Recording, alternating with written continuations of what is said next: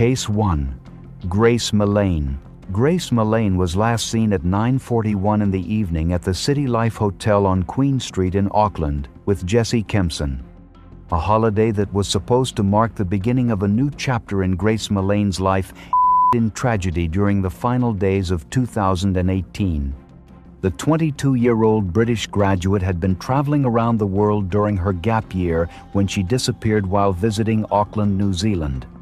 Days later, her body was discovered in a remote area west of the city, and investigators launched a murder case that quickly attracted international attention. The man responsible was 26-year-old Jesse Kempson, whom Grace had met during a date arranged through Tinder.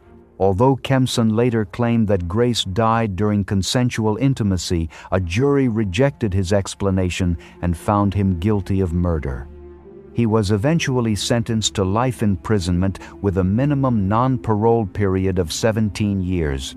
Grace was from Wickford in Essex, England. Having recently graduated from the University of Lincoln with a degree in advertising and marketing, she decided to spend time traveling before beginning the next stage of her life. Her journey took her across South America before she arrived in New Zealand on November 20, 2018. After exploring parts of the North Island, she reached Auckland on November 30th. Family and friends remained in regular contact with her throughout her travels, and she frequently shared updates about her experiences. By all accounts, Grace was enjoying her adventure and looking forward to continuing her trip. What nobody knew was that her time in New Zealand was about to come to a sudden and devastating end. The evening of December 1st began like any other night during her travels.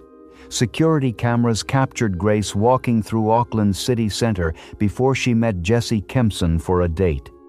The pair spent time together in the downtown area and were later seen entering the City Life Hotel on Queen Street. At approximately 9:41 that evening, cameras recorded Grace and Kempson together inside the hotel. It would be the last confirmed sighting of her alive. The following day was Grace's 22nd birthday, but when messages from her family went unanswered, concern quickly began to grow. Her parents found it unusual that she had not responded to birthday wishes, and as more time passed without any contact, they became increasingly worried. After several days, she was officially reported missing, prompting police to begin searching for answers. As detectives retraced Grace's final known movements, attention quickly turned toward Kempson. During interviews with investigators, he provided accounts of his activities that did not match surveillance footage. Court records later showed that he claimed he had remained asleep until later in the morning after their date, but hotel cameras captured him moving around much earlier while carrying a suitcase. Investigators also discovered evidence suggesting that he had taken deliberate steps to conceal what had happened. On December 8th, police announced they were treating the case as a homicide investigation, and Kempson was arrested and charged with Grace's murder. The following day brought the breakthrough investigators had been searching for. Grace's body was discovered in the Waitakere Ranges, a remote area approximately 12 miles west of central Auckland. A post-mortem examination was carried out shortly afterward, while police continued searching for additional evidence connected to the case. Detectives also appealed to the public for help locating a shovel believed to be linked to the investigation and tracked the movements of a rental vehicle used by Kempson after Grace's disappearance. The case soon became one of the most closely watched criminal investigations in New Zealand. While Kempson remained in custody awaiting trial, legal battles emerged surrounding a court order that prevented New Zealand media from publishing his identity. Although the suppression order remained in place within the country, several international news organizations chose to publish his name. The controversy generated significant public discussion and raised concerns about the fairness of future court proceedings. Meanwhile, investigators continued building their case. Prosecutors alleged that after murdering Grace, Kempson searched the internet for information about disposing of bodies, viewed pornography, and took extensive steps to hide evidence. They also accused him of constructing what they described as a web of lies to conceal his actions from police. When the trial finally began in November 2019, prosecutors argued that Grace had been deliberately strangled to death following the Tinder date. The Crown presented security footage, forensic evidence, and testimony from several women who had previously met Kempson through dating applications. Some of those witnesses described his interest in rough intimacy, involving choking and restraint. Pathologists testified that Grace's injuries were consistent with asphyxiation and showed signs that she had been restrained. The prosecution maintained that the evidence pointed clearly toward murder.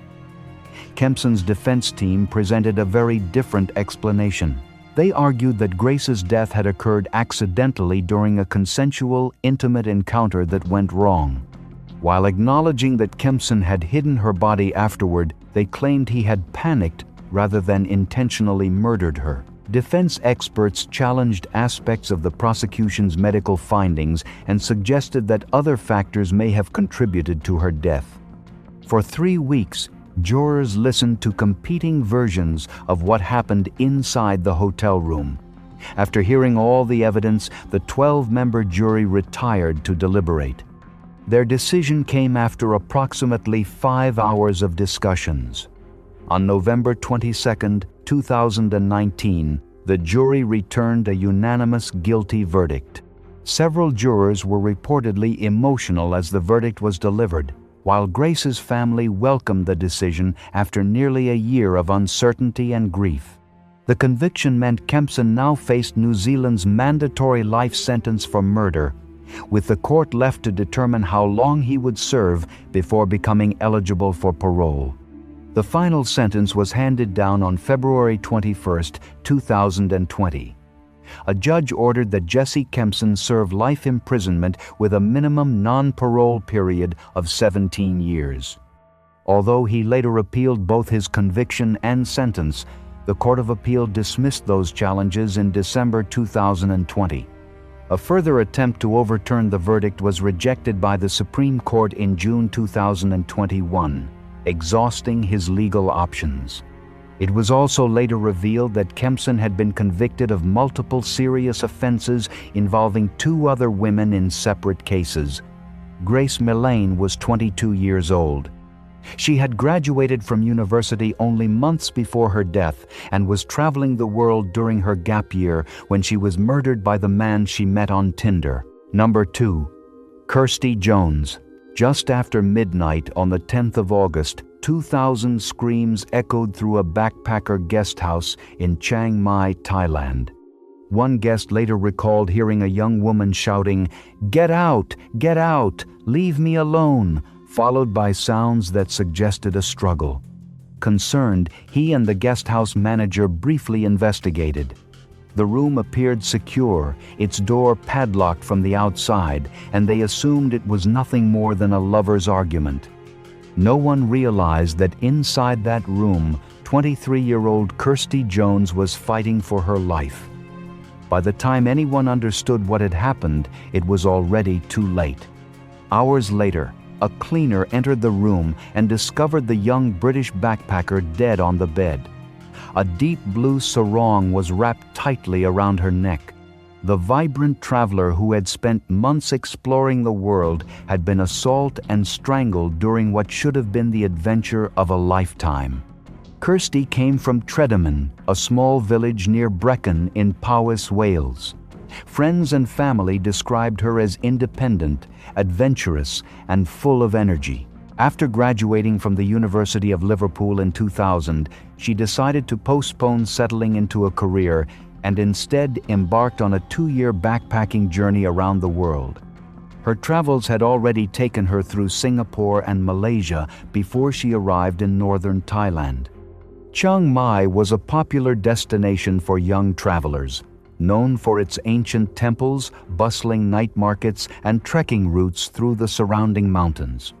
Kirsty checked into the Ari guest house on the 4th of August and quickly embraced the backpacker lifestyle.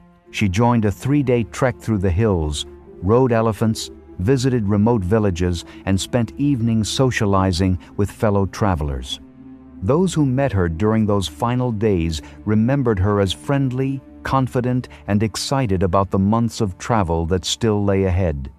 On the evening of the 9th of August, Kirsty went out with friends she had met during her travels.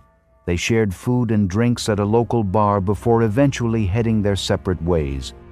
Around midnight, she returned alone to the RE guest house. It would be the last confirmed sighting of her alive. Investigators later determined that sometime during the early hours of the morning, someone entered her room and attacked her. The assault was violent. Kirsty was intimately assaulted and strangled with her own sarong. Despite signs that she fought back, there was no evidence of forced entry. Police concluded that she had likely opened the door voluntarily, suggesting she either knew her attacker or trusted the person enough to let them inside. After the murder, the murderer padlocked the room from the outside and disappeared into the night.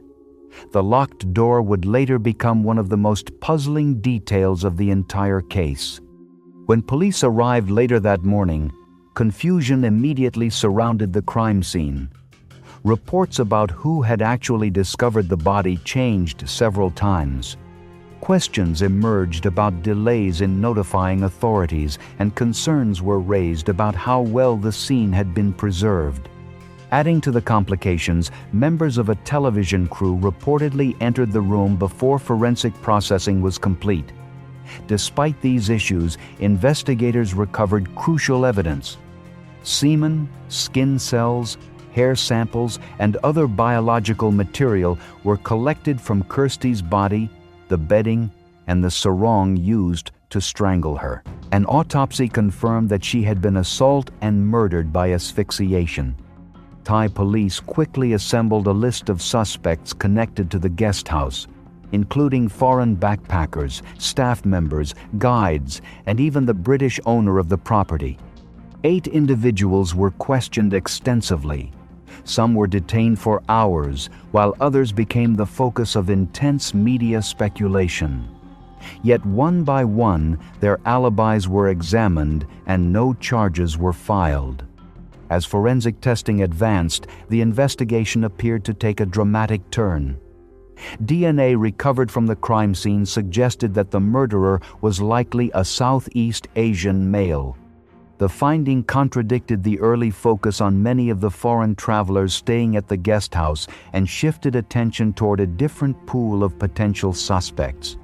Over the following years, British authorities from Daifed Pawa's police worked alongside Thai investigators, repeatedly re-examining evidence and comparing DNA profiles against criminal databases. New forensic techniques offered hope that the mystery might finally be solved. Witnesses were re-interviewed. Thousands of prison DNA records were checked. Public appeals were issued. Kirsty's family even offered a reward of £10,000 for information leading to the identification of the murderer. Despite every effort, the DNA profile never matched anyone in Thailand or abroad.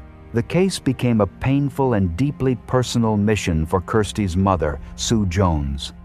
Refusing to let her daughter's memory fade, she traveled to Thailand repeatedly over the years, meeting investigators, speaking to the media, and urging anyone with information to come forward.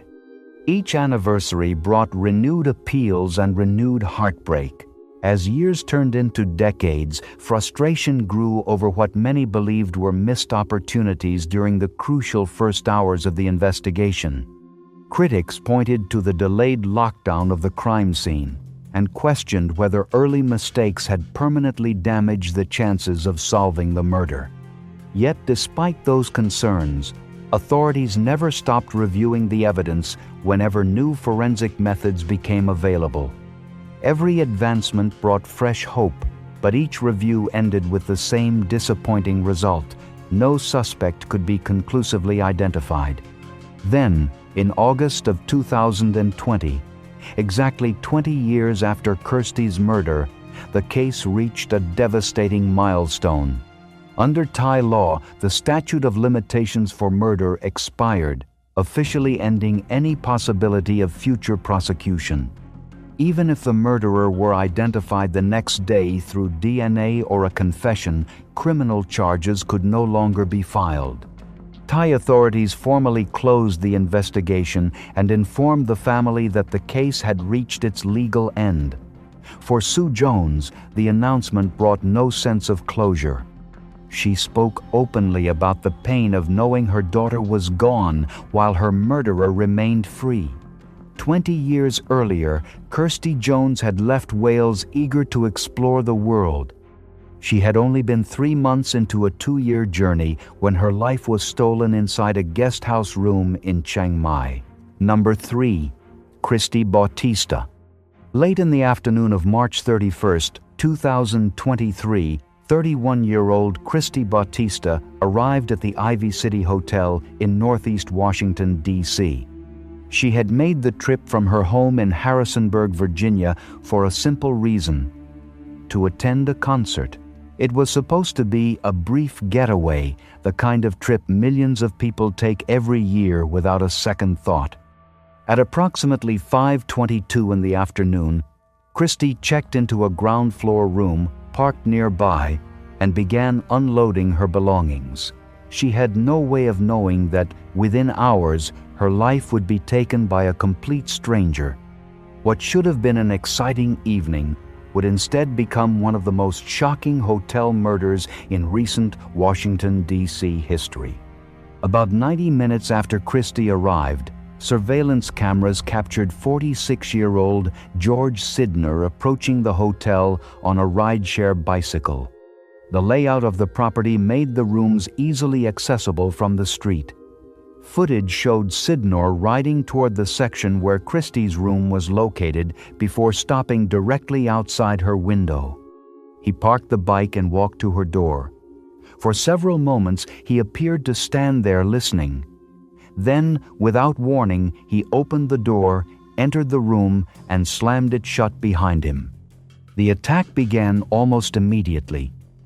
Hotel surveillance cameras recorded loud thuds coming from inside the room, while a witness nearby reported hearing a woman screaming for help.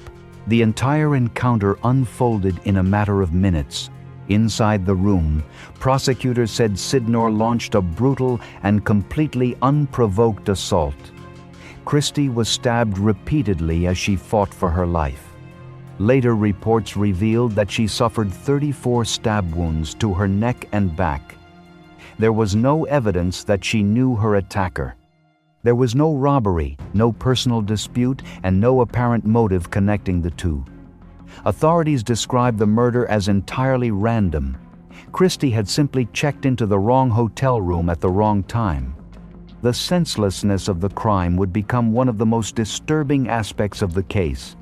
Family members later struggled to understand how someone taking ordinary precautions, traveling for a concert, parking close to her room, and minding her own business could still become the victim of such extreme violence.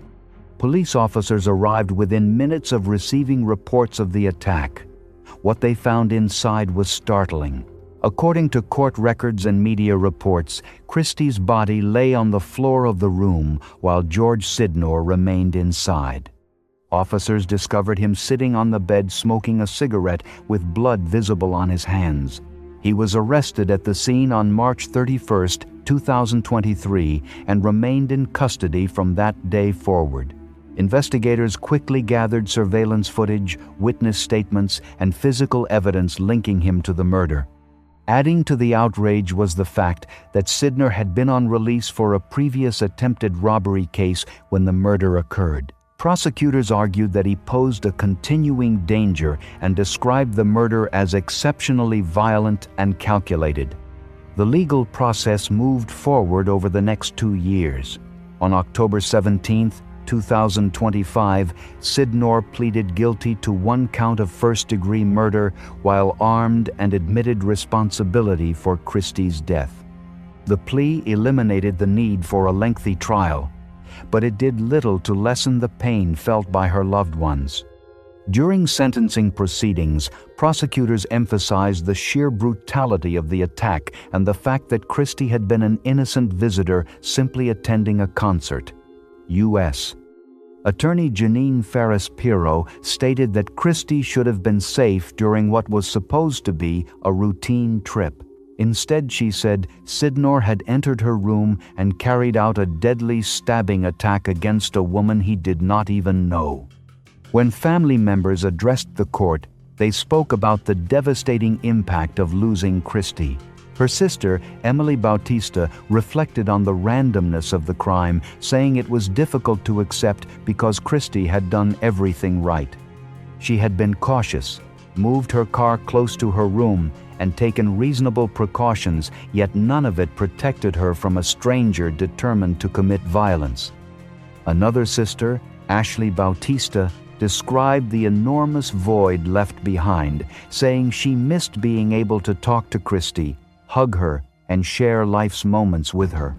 Friends and loved ones remembered her as someone who brightened every room she entered. A fundraising page created after her death described her as a shining light who encouraged people to chase opportunities and overcome fears. In January 2026, Superior Court Judge Neil Kravitz sentenced George Sydnor to 40 years in prison, followed by 5 years of supervised release. During the hearing, Sydnor offered a brief apology, claiming he never intended for any of it to happen. His attorneys argued for a shorter sentence, citing health issues and expressions of remorse, but the court ultimately imposed the 40-year term. For Christy's family, no sentence could restore what had been taken. A woman who traveled to Washington, D.C., looking forward to a night of music and memories, instead became the victim of a random act of violence inside a hotel room. Like so many of the cases on this list, her story began with a trip and ended in tragedy. What should have been one ordinary night away from home became the final chapter of a life remembered by loved ones as kind, uplifting, and full of promise. Number 4. Sasha Marsden. On January 31st, 2013, 16-year-old Sasha Marsden, a childcare student from Blackpool, England, was found murdered in one of the most disturbing cases to emerge in the region. She lived in Steyning with her parents and was described as a typical teenager pursuing her education and future career. In the months leading up to her death, she had also previously been reported missing for several days before being located safely in Lowestoft, Suffolk. That earlier incident added concern to her family's awareness of her vulnerability prior to the events of January 2013. On the day of her murder, Sasha was dropped off at the Grafton House Hotel in Blackpool after being told she was attending what she believed to be a job interview. Instead of a legitimate opportunity, she was placed in a situation that would end in fatal violence. Later that day, her body was discovered in an alleyway in Blackpool's South Shore area. A post-mortem examination revealed the severity of the attack, confirming that she had suffered extensive stab wounds and that an attempt had been made to set her body on fire. Investigators also found that her remains had been wrapped in materials before being discarded, indicating an effort to conceal the crime.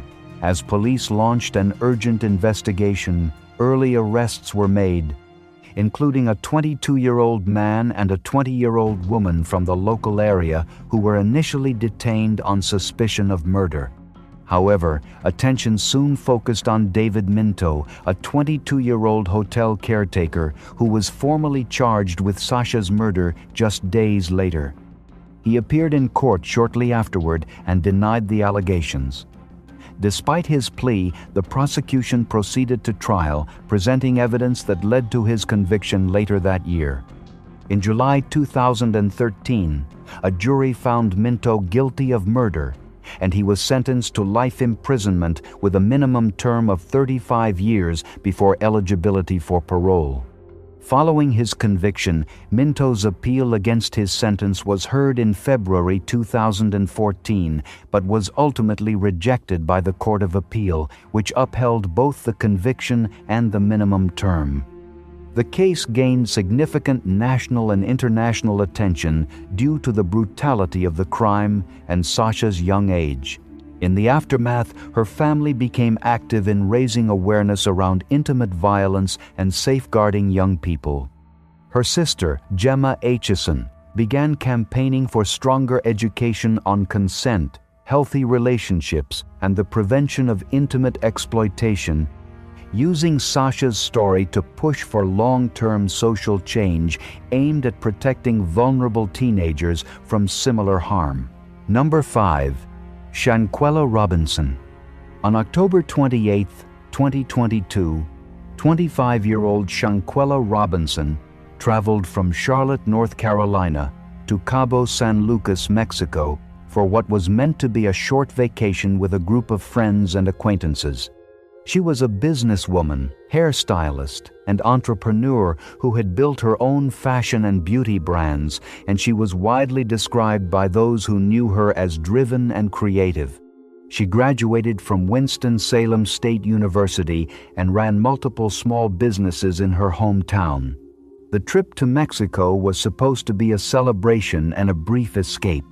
Instead, within 24 hours of arrival, it became the center of an international investigation that would spark global outrage and unanswered questions about how she died. The group she traveled with, later referred to in media coverage as loosely connected friends, checked into a luxury rental villa in the Puerto Los Cabos area. On October 29th, just a day after arrival, emergency medical attention was called to the residence after Shanquella became seriously ill. A doctor from the American Medical Center in Cabo San Lucas arrived and initially found her in a stable but unresponsive condition. She was dehydrated, disoriented, and unable to communicate. Those present told the doctor she had consumed a large amount of alcohol. Despite the doctor's recommendation that she be taken to a hospital, the group insisted she be treated in the villa instead. From that moment forward, her condition rapidly deteriorated. Within hours, she suffered seizures, followed by respiratory distress and cardiac arrest.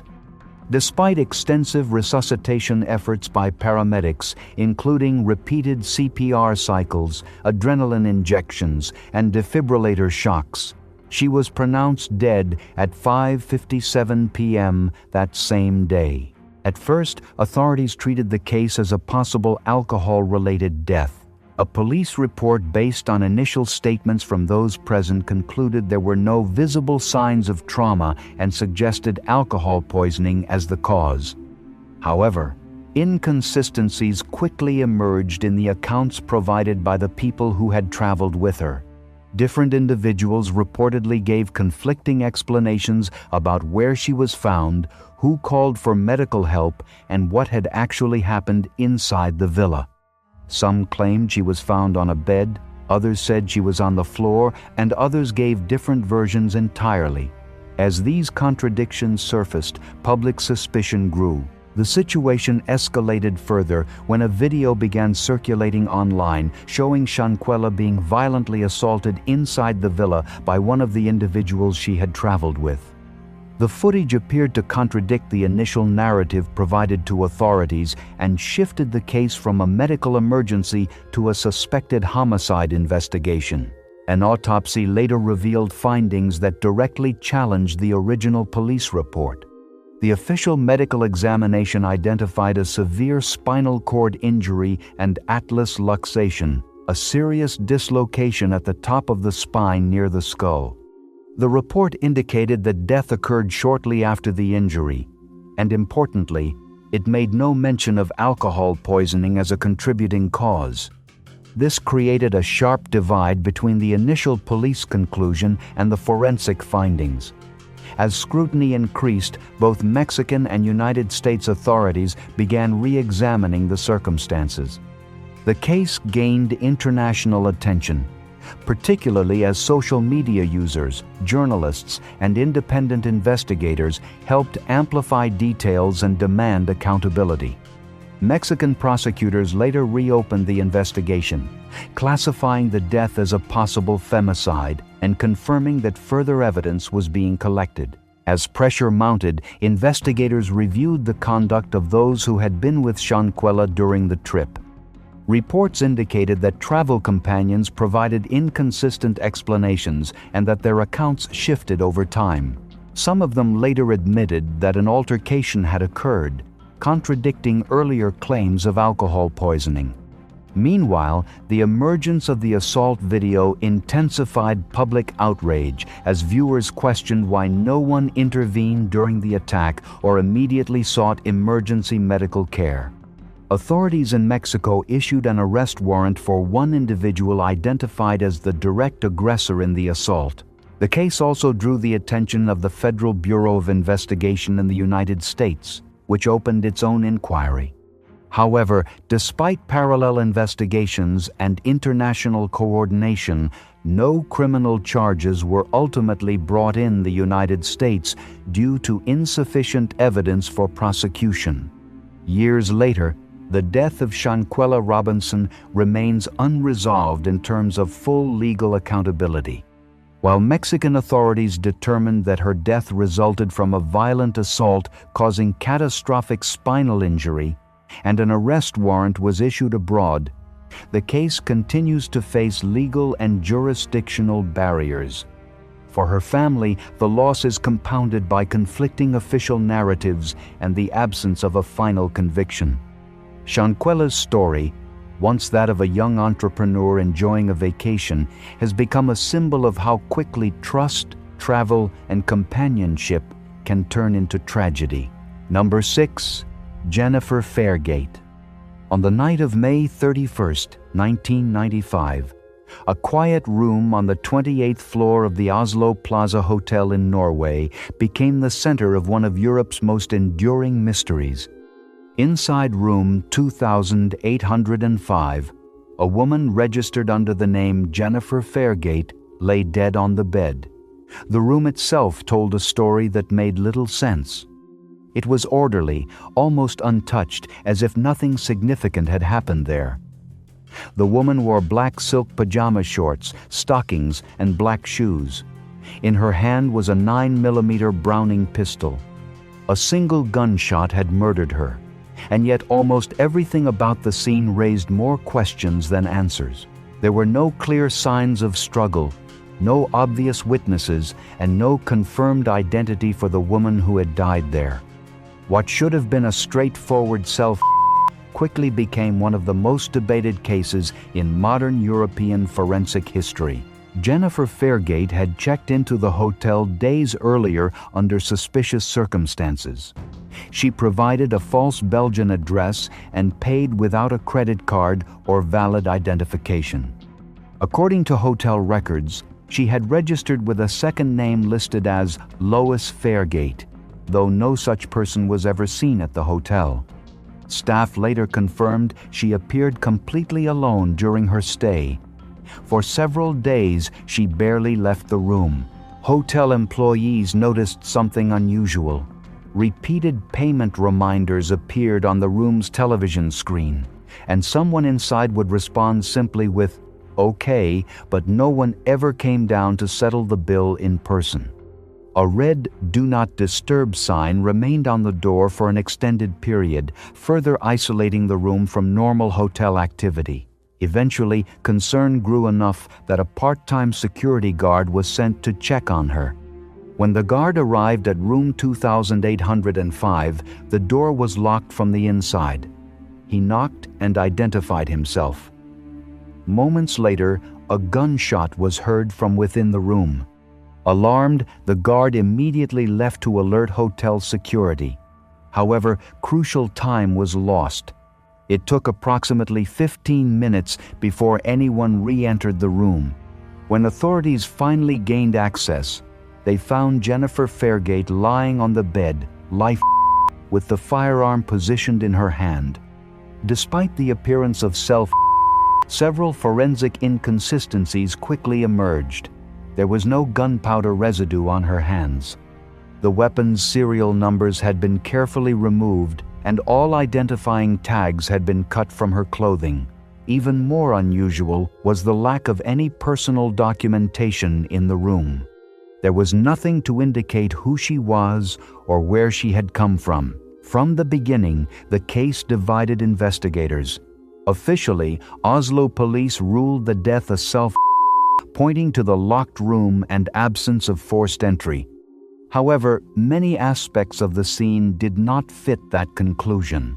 The precision with which her identity had been erased suggested planning rather than impulsive The firearm itself, a Browning 9mm, had been altered in a way commonly associated with organized crime, where serial numbers are routinely removed to prevent tracing. These details led some experts to reject the ruling entirely. Over time, alternative theories emerged. One of the most prominent was that Jennifer Fairgate was not an ordinary traveler at all, but a trained operative involved in intelligence work. Supporters of this theory pointed to the absence of identity, the use of aliases, and the controlled nature of the scene as indicators of espionage-related activity. Other interpretations focused on organized crime.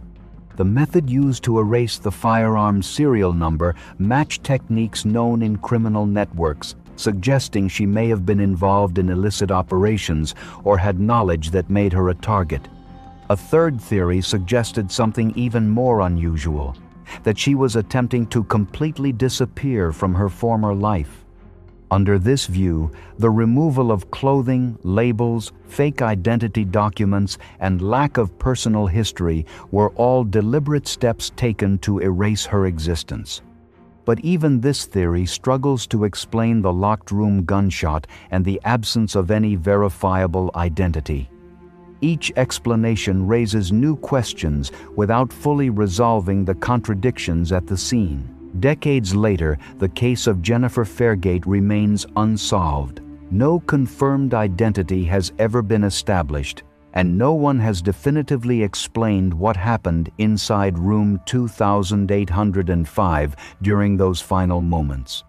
Whether she was a spy, a criminal associate, or a woman trying to vanish completely, her death continues to challenge investigators and theorists alike.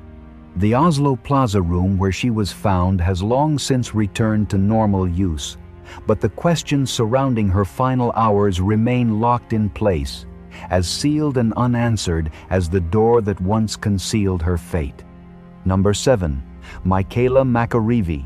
On January 10, 2011, Michaela McAreavey, a 27-year-old teacher from Northern Ireland, was found strangled inside the bathroom of her hotel room in Mauritius while on her honeymoon.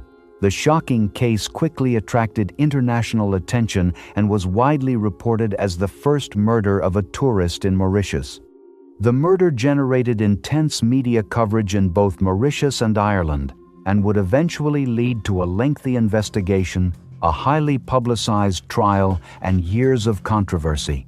Although 2 hotel employees were charged and later stood trial for the murder, both men were acquitted in July 2012. More than a decade later, the case remains unsolved and continues to be the subject of ongoing investigation and public interest. Born Michaela Harte, she was from County Tyrone in Northern Ireland and was the daughter of well-known Gaelic football manager Mickey Harte. She worked as a teacher at St. Patrick's Academy in Dungannon, where she taught Irish and religion. She was also involved in the school's Pioneer Club, encouraging students to abstain from alcohol. In December 2010, she married John McAreavey, and the newlyweds traveled to Mauritius to celebrate their honeymoon. Just 11 days after their wedding, the trip turned into a tragedy that would make headlines around the world.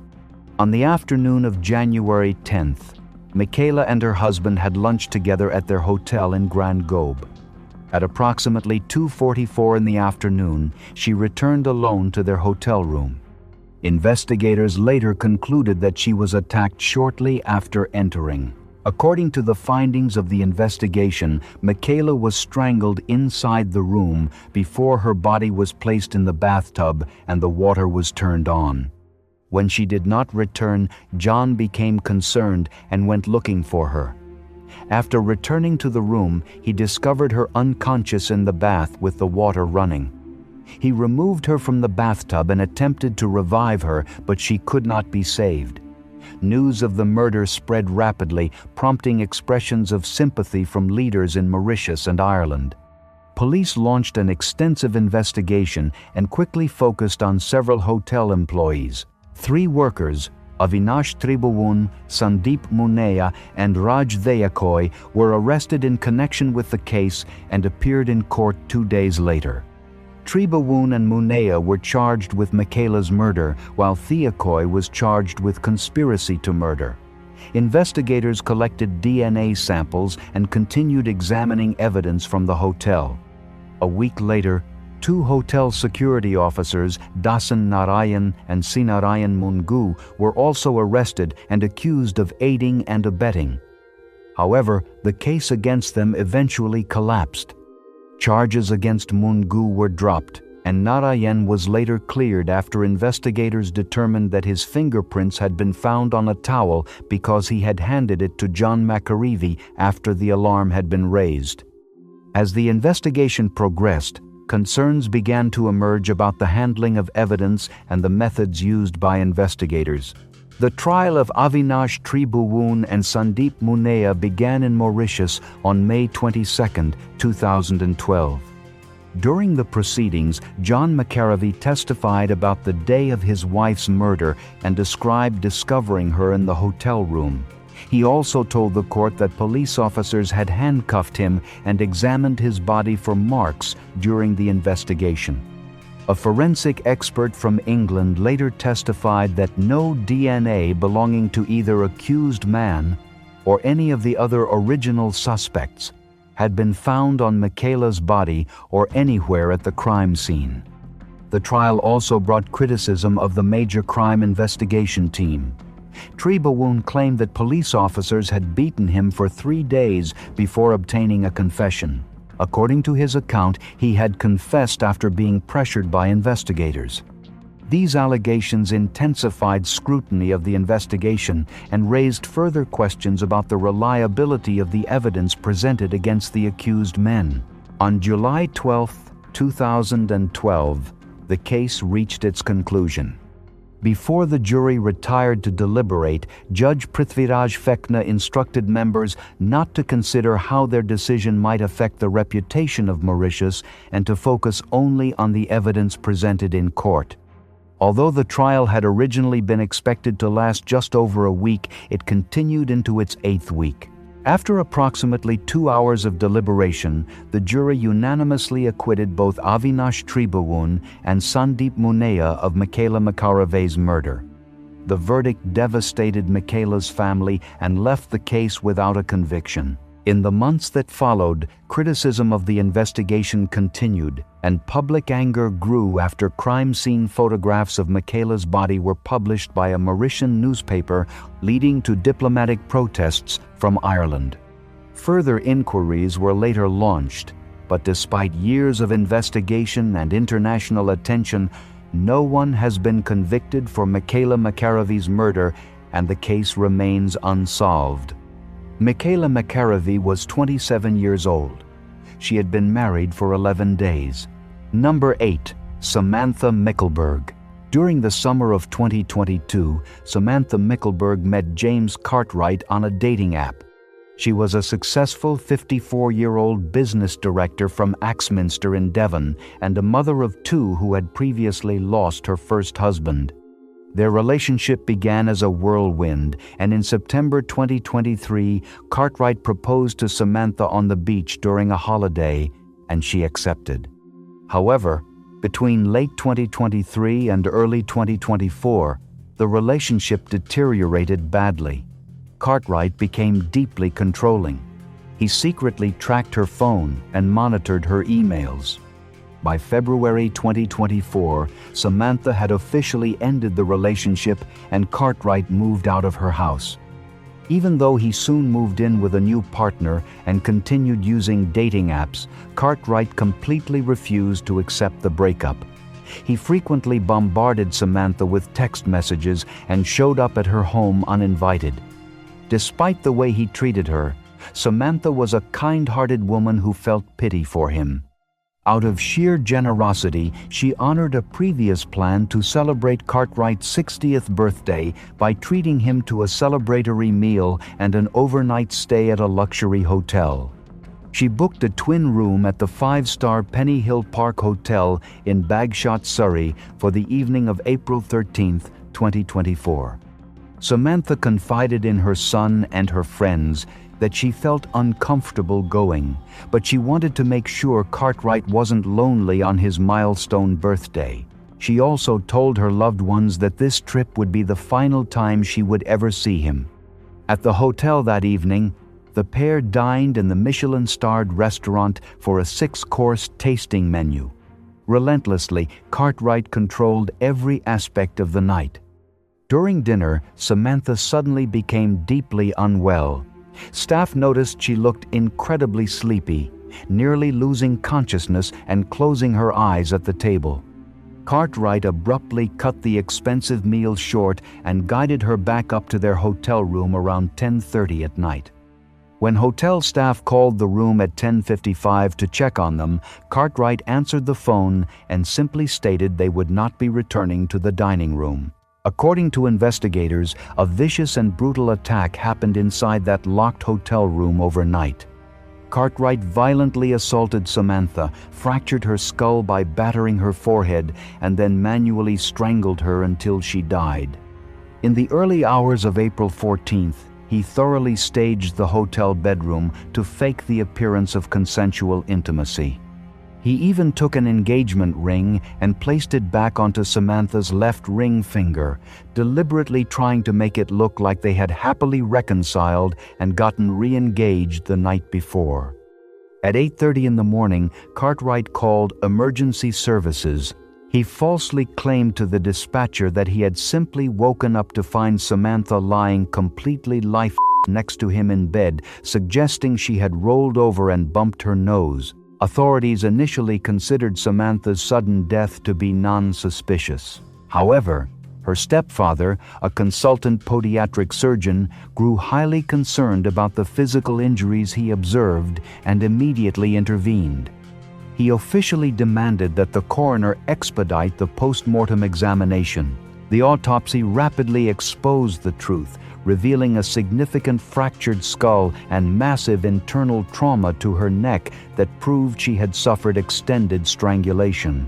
Recognizing the horrific reality of what happened, Surrey police immediately launched a murder inquiry and arrested James Cartwright on April 19th. During questioning, Cartwright lied to detectives, claiming Samantha had perked up after dinner and that they had consensual intimacy before peacefully falling asleep in each other's arms. Court records show Cartwright appeared at Guildford Crown Court in June 2024, where he pleaded not guilty to murder, assault, and controlling or coercive behavior. His trial commenced on July 8, 2025. Prosecutor Louise Oakley presented evidence of his obsessive history, his double life, and forensic details that utterly destroyed his alibi.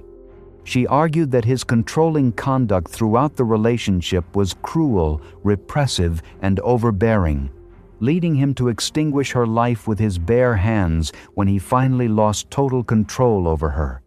Following a 3.5-week trial on July 2025, it took the jury just one afternoon of deliberation to reach a final decision.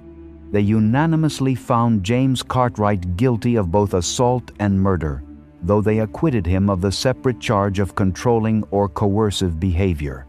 On August 8, 2025, Mr. Justice Murray sentenced the 61-year-old to life imprisonment with a strict minimum of 28 years before becoming eligible for parole. The judge noted that given his advanced age, James Cartwright would most likely spend the remainder of his natural life securely behind bars. Number 9. Naomi Hersi. Around March 2018, Naomi Hersi met Jesse McDonald online through a swingers website called fabswingers.com. Naomi was a 36-year-old black transgender woman living in London, and McDonald was a 25-year-old former London School of Economics student who had dropped out and later became involved in drug dealing. He had gone online looking for excitement, and after finding Naomi's profile, the two began spending time together. What started as an online encounter soon moved into several days of drug use, alcohol, and intimacy at a hotel property near Heathrow Airport where McDonald had been staying. For 3 days, Naomi and McDonald remained together, moving through a heavy binge that involved drugs and alcohol. Prosecutors later said McDonald knew early on that Naomi was a transgender woman and still chose to continue spending time with her. The court heard that he was looking for something risky, and Naomi had invited him into her life during those days. But by the end of that period, the situation turned violent. Inside the hotel room near Heathrow Airport, McDonald drugged Naomi, then attacked her with a knife and a broken bottle. She was stabbed and cut up to 40 times. The injuries were so severe that there was no question at trial about who had caused her death. McDonald admitted he had inflicted the injuries, but denied murder by claiming he acted in self-defense. After Naomi was dead, McDonald did not call for help. Instead, he tried to hide what had happened. He gathered bags and cleaning products and then contacted his 18-year-old girlfriend, Natalia Darkowska, who was living with her family in Trowbridge, Wiltshire. Darkowska traveled to him and joined him inside the hotel room during the attempted cleanup. Prosecutors said once she understood what needed to be done, she went out to buy more cleaning supplies and tried to help McDonald cover the crime. The plan was to clean the room, remove evidence, and dispose of Naomi's body, but it failed before they could carry it out fully. Hotel staff and police later discovered Naomi's body hidden on the bathroom floor. She was found partly covered by a rug and half in the small bathroom. McDonald then began telling lies to explain what had happened. He claimed Naomi had chained him up, drugged him with GHB, and repeatedly assaulted him. He told versions of that story to his mother and to the hotel landlord. But forensic tests did not support him. There was no GHB found in his system, while tests did show heavy recreational drug use. The prosecution argued that he was thinking only of himself and believed Naomi might not be missed because of her lifestyle. The case went to trial at the Old Bailey, where McDonald denied murder and also denied perverting the course of justice. Darkowska also denied perverting the course of justice. Prosecutor Mark Haywood QC told jurors that they did not have to decide whether Naomi had been murdered or who caused her injuries, because McDonald accepted he had caused all the injuries that led to her death. The real issue was whether his claim of self-defense could be believed. Judge Mark Dennis QC later rejected McDonald's story that he had been drugged, assaulted, and held in a death grip by Naomi. The judge said Naomi appeared to have been in no position to respond to the attack when McDonald used a weapon against her. McDonald was convicted of murder and perverting the course of justice. He was sentenced to life in prison with a minimum term of 20 years for Naomi's murder, with an additional 30 months for perverting the course of justice to run at the same time. Naomi's family remembered her as sweet, trusting, funny, and carefree. Her father, Mohammed Douale, described her murder as the ultimate injustice and said the violence of her death haunted the family. Darkowska was convicted separately of perverting the course of justice, but she avoided prison after the judge accepted that she had been misled and manipulated by McDonald, whom he described as dominant. She received a suspended sentence, a 2-year community order, and was ordered to complete 150 hours of unpaid work. Number 10. Kristine Yitref. Around late August 2007, Kristine Yitref walked into the Hotel Carter in Times Square with Clarence Dean, a drifter from Alabama who had arrived in New York only a few weeks earlier. The hotel sat at 242 West 43rd Street in Manhattan, close to the bright lights and heavy foot traffic of Times Square. Kristine was 33 years old, far from the life she once imagined for herself when she first left Yakima, Washington. She had come to New York City in 1994 with hopes of building a future in fashion design, and soon after arriving, she enrolled at Parsons School of Design. At the beginning, she was a small-town woman trying to make something of herself in a city that promised opportunity, but over time, that city became harder and colder than she expected. Kristine was born on December 24, 1973, in Yakima, Washington. Her early dream was not the life she later fell into. She wanted a place in fashion, and moving to New York was meant to be the start of that dream. But after enrolling in design school, her life began to unravel. She struggled with crack addiction and eventually started working on the streets in Manhattan to support that habit. By the final year of her life, she had been arrested several times for prostitution and drug-related offenses, and reports said she had been living in a Chelsea housing project. Her family later spoke about her with sadness, not judgment. Her aunt, Christine Hamilton, said the big city swallowed her up, while relatives described her as a small-town girl who got lost in the city. By the time Kristine crossed paths with Clarence Dean, she was living a dangerous and unstable life around Times Square. Dean was a registered offender and a drifter with legal problems in more than one state. He had a prior conviction in Florida for a lewd act involving a child and also faced outstanding warrants connected to theft and failure to comply with registration rules in other states. Kristine met him while working in the Times Square area, and she accompanied him back to his room at the Hotel Carter. The encounter turned violent inside that budget hotel room. Dean attacked her with severe force, beating and strangling her. Her injuries were devastating. She suffered a fractured skull, a snapped neck, at least 12 broken ribs, and a shattered breastbone. After Kristine was dead, Dean tried to hide what he had done. He placed her body inside plastic garbage bags along with blood-soaked sheets and towels. Then he pushed the bags under the bed, cleaned the room, vacuumed it, and checked out of the hotel. He left Kristine hidden beneath the bed like she was something to be thrown away. Hotel staff later discovered her body when a chambermaid entered the room to clean. Some accounts place the discovery on August 30th, while other records refer to August 31st as the date of her death.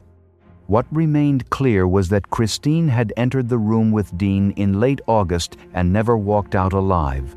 The condition of the room, the hidden body, and the injuries showed investigators that this was not a sudden accident or a simple dispute. Clarence Dean was arrested shortly after Kristine's body was found, but the legal case dragged on for years. The delay lasted nearly a decade, mostly because of a dispute over bite mark evidence that prosecutors first planned to use against him. They believed a mark on Kristine's body might help connect Dean to the murder, but his defense challenged that kind of evidence as unreliable and called it junk science. The defense pointed to other wrongful convictions where bite mark analysis had been used. A judge ruled in 2013 that the evidence could be allowed, but prosecutors later decided not to use the bite mark comparison at trial after DNA from the mark did not match Dean.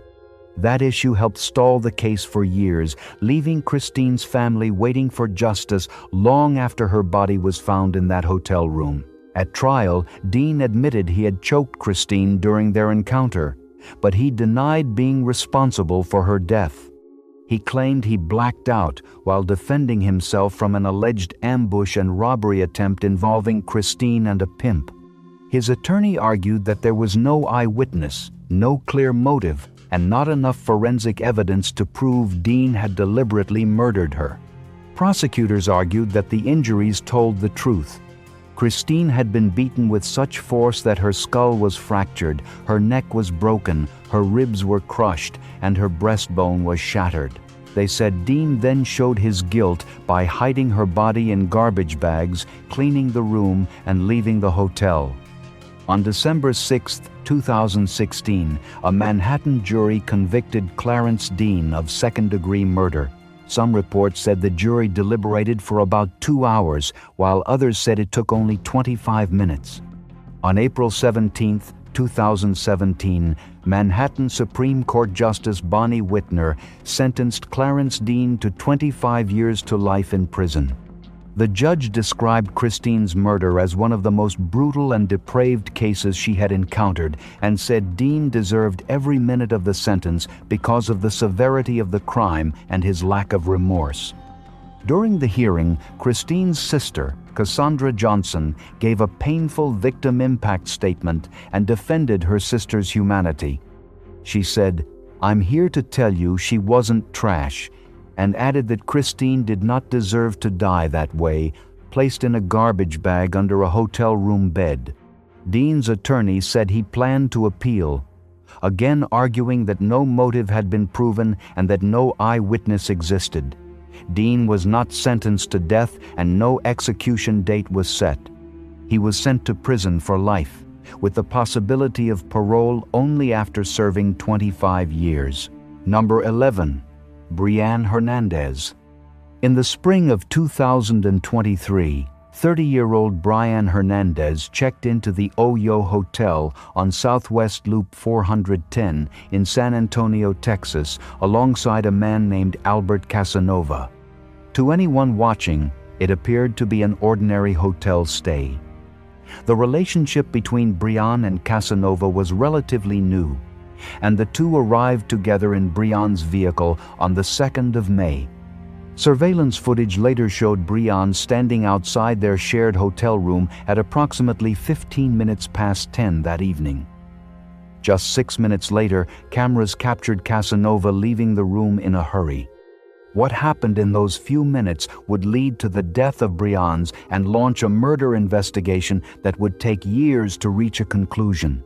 The following morning, a hotel employee conducting routine checkout procedures entered the room and made a horrifying discovery.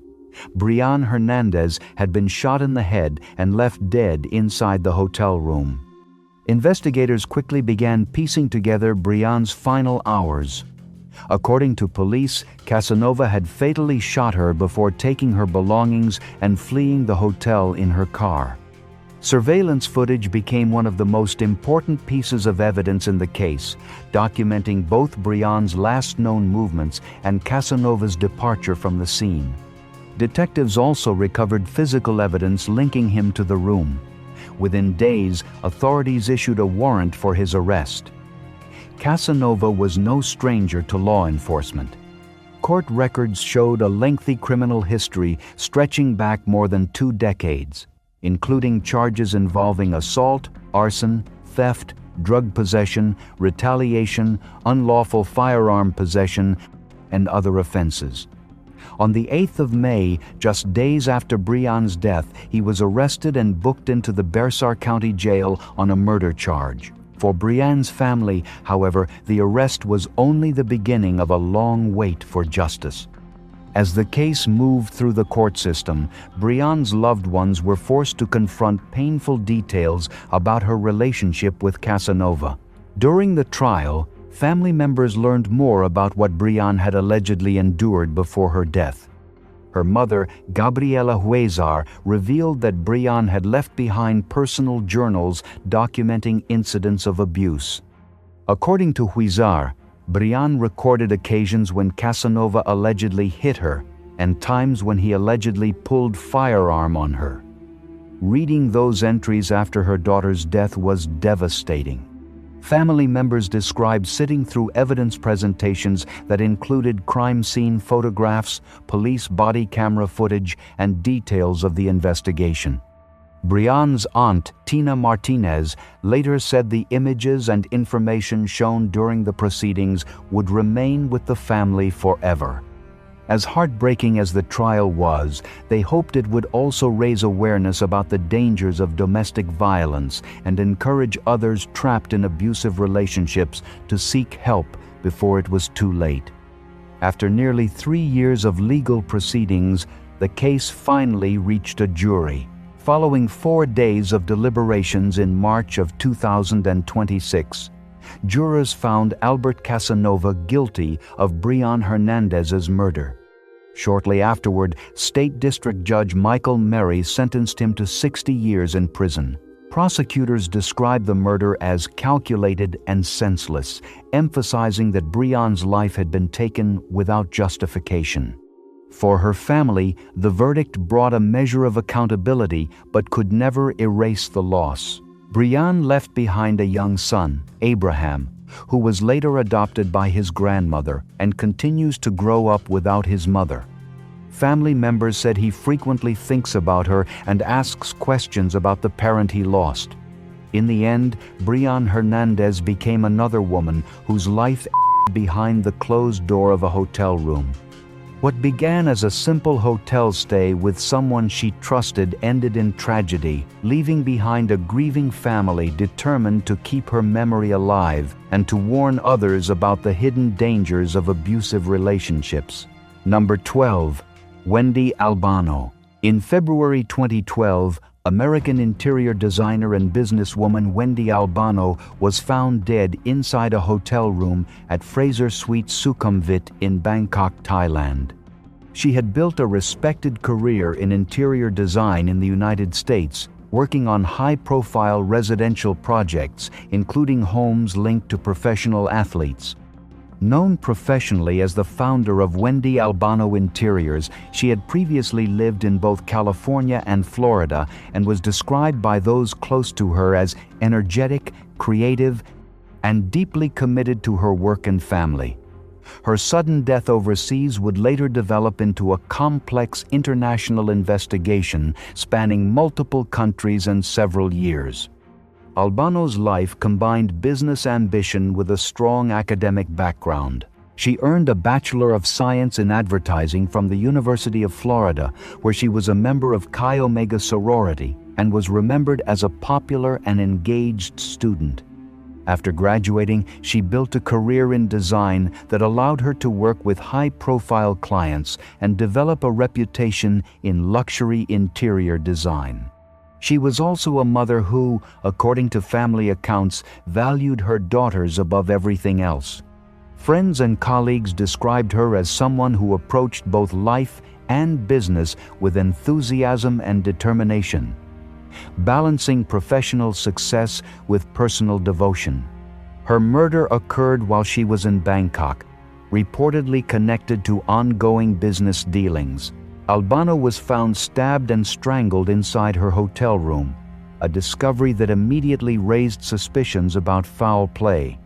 Early investigative attention focused on individuals she had known through professional and social connections, including an Indian business associate, Ritesh Narpatraj Sanghvi. Authorities believe the two had met through Facebook in 2010 and had maintained a business relationship involving potential import and trade ventures, including handmade jewelry. Surveillance footage from the hotel reportedly showed a man matching the suspect's description, leaving the premises around the time of her death, becoming a key piece of evidence in the case. The investigation quickly expanded beyond Thailand due to the international nature of the suspect's movements. After Albano's death, Sanghvi allegedly fled Thailand and returned to India, where he later became the subject of a cross-border manhunt. In 2014, Indian authorities arrested him based on requests tied to the Thai investigation and supporting evidence shared between law enforcement agencies. The case attracted diplomatic attention in the United States as well, with U.S. Senator Bill Nelson urging the State Department and then Secretary of State Hillary Clinton to assist in ensuring that justice was pursued. Legal proceedings over extradition followed, stretching across several years and multiple court hearings in India. After a prolonged legal battle, India's Delhi High Court ultimately dismissed a challenge against extradition in January 2019. Sanghvi was formally extradited to Thailand on February 28, 2019, where he was expected to face charges connected to Albano's murder. The case, which began as the tragic death of an American businesswoman abroad, evolved into a lengthy international legal process involving cooperation between multiple governments. While key developments moved the investigation forward, many aspects of what happened inside that Bangkok hotel room remain closely tied to ongoing legal proceedings and contested accounts. Number 13. Sanisha Johnson. In the early hours of July 2, 2015, 34-year-old Sanisha Johnson, a woman from the Bronx, New York, was inside a room at an extended stay America hotel in Burlington, Massachusetts. What began as a planned encounter in a quiet hotel room quickly turned into a deadly ambush that authorities later described as a targeted robbery. Earlier that night, Sanisha had no reason to believe she was in danger. She had checked into the hotel like any other guest, unaware that two men, Epshad June and Daryl Fisher, were already moving through the area with a plan to rob women they had contacted through escort advertisements. Just before midnight on July 1st, June and Fisher had already carried out an earlier attack at another hotel in Woburn where they robbed a woman at gunpoint. Surveillance footage, phone records, and later testimony showed that the two men were systematically targeting women across multiple locations in a single night. Around 12:30 a.m. on July 2nd, they arrived at the Burlington Hotel. Fisher entered first through the lobby, while June followed shortly after through a side entrance. Inside, they moved toward Sanisha Johnson's room, where guests in nearby units would soon hear what happened next. Within minutes, voices shouting for help echoed through the hallway, followed by a single gunshot. Investigators later determined that June shot Sanisha Johnson in the head during the robbery. The men then fled the scene immediately, leaving her body behind in the hotel room. A hotel employee conducting routine checkout procedures later discovered her body and alerted authorities. The scene confirmed what witnesses had already reported. This was not a random incident, but a violent and deliberate act. Evidence collected during the investigation, including surveillance footage, cell phone tracking data, and items recovered from the suspects, showed that the same pair of men were responsible for a series of robberies and assaults committed that same night across multiple hotels. The investigation quickly expanded as more victims came forward.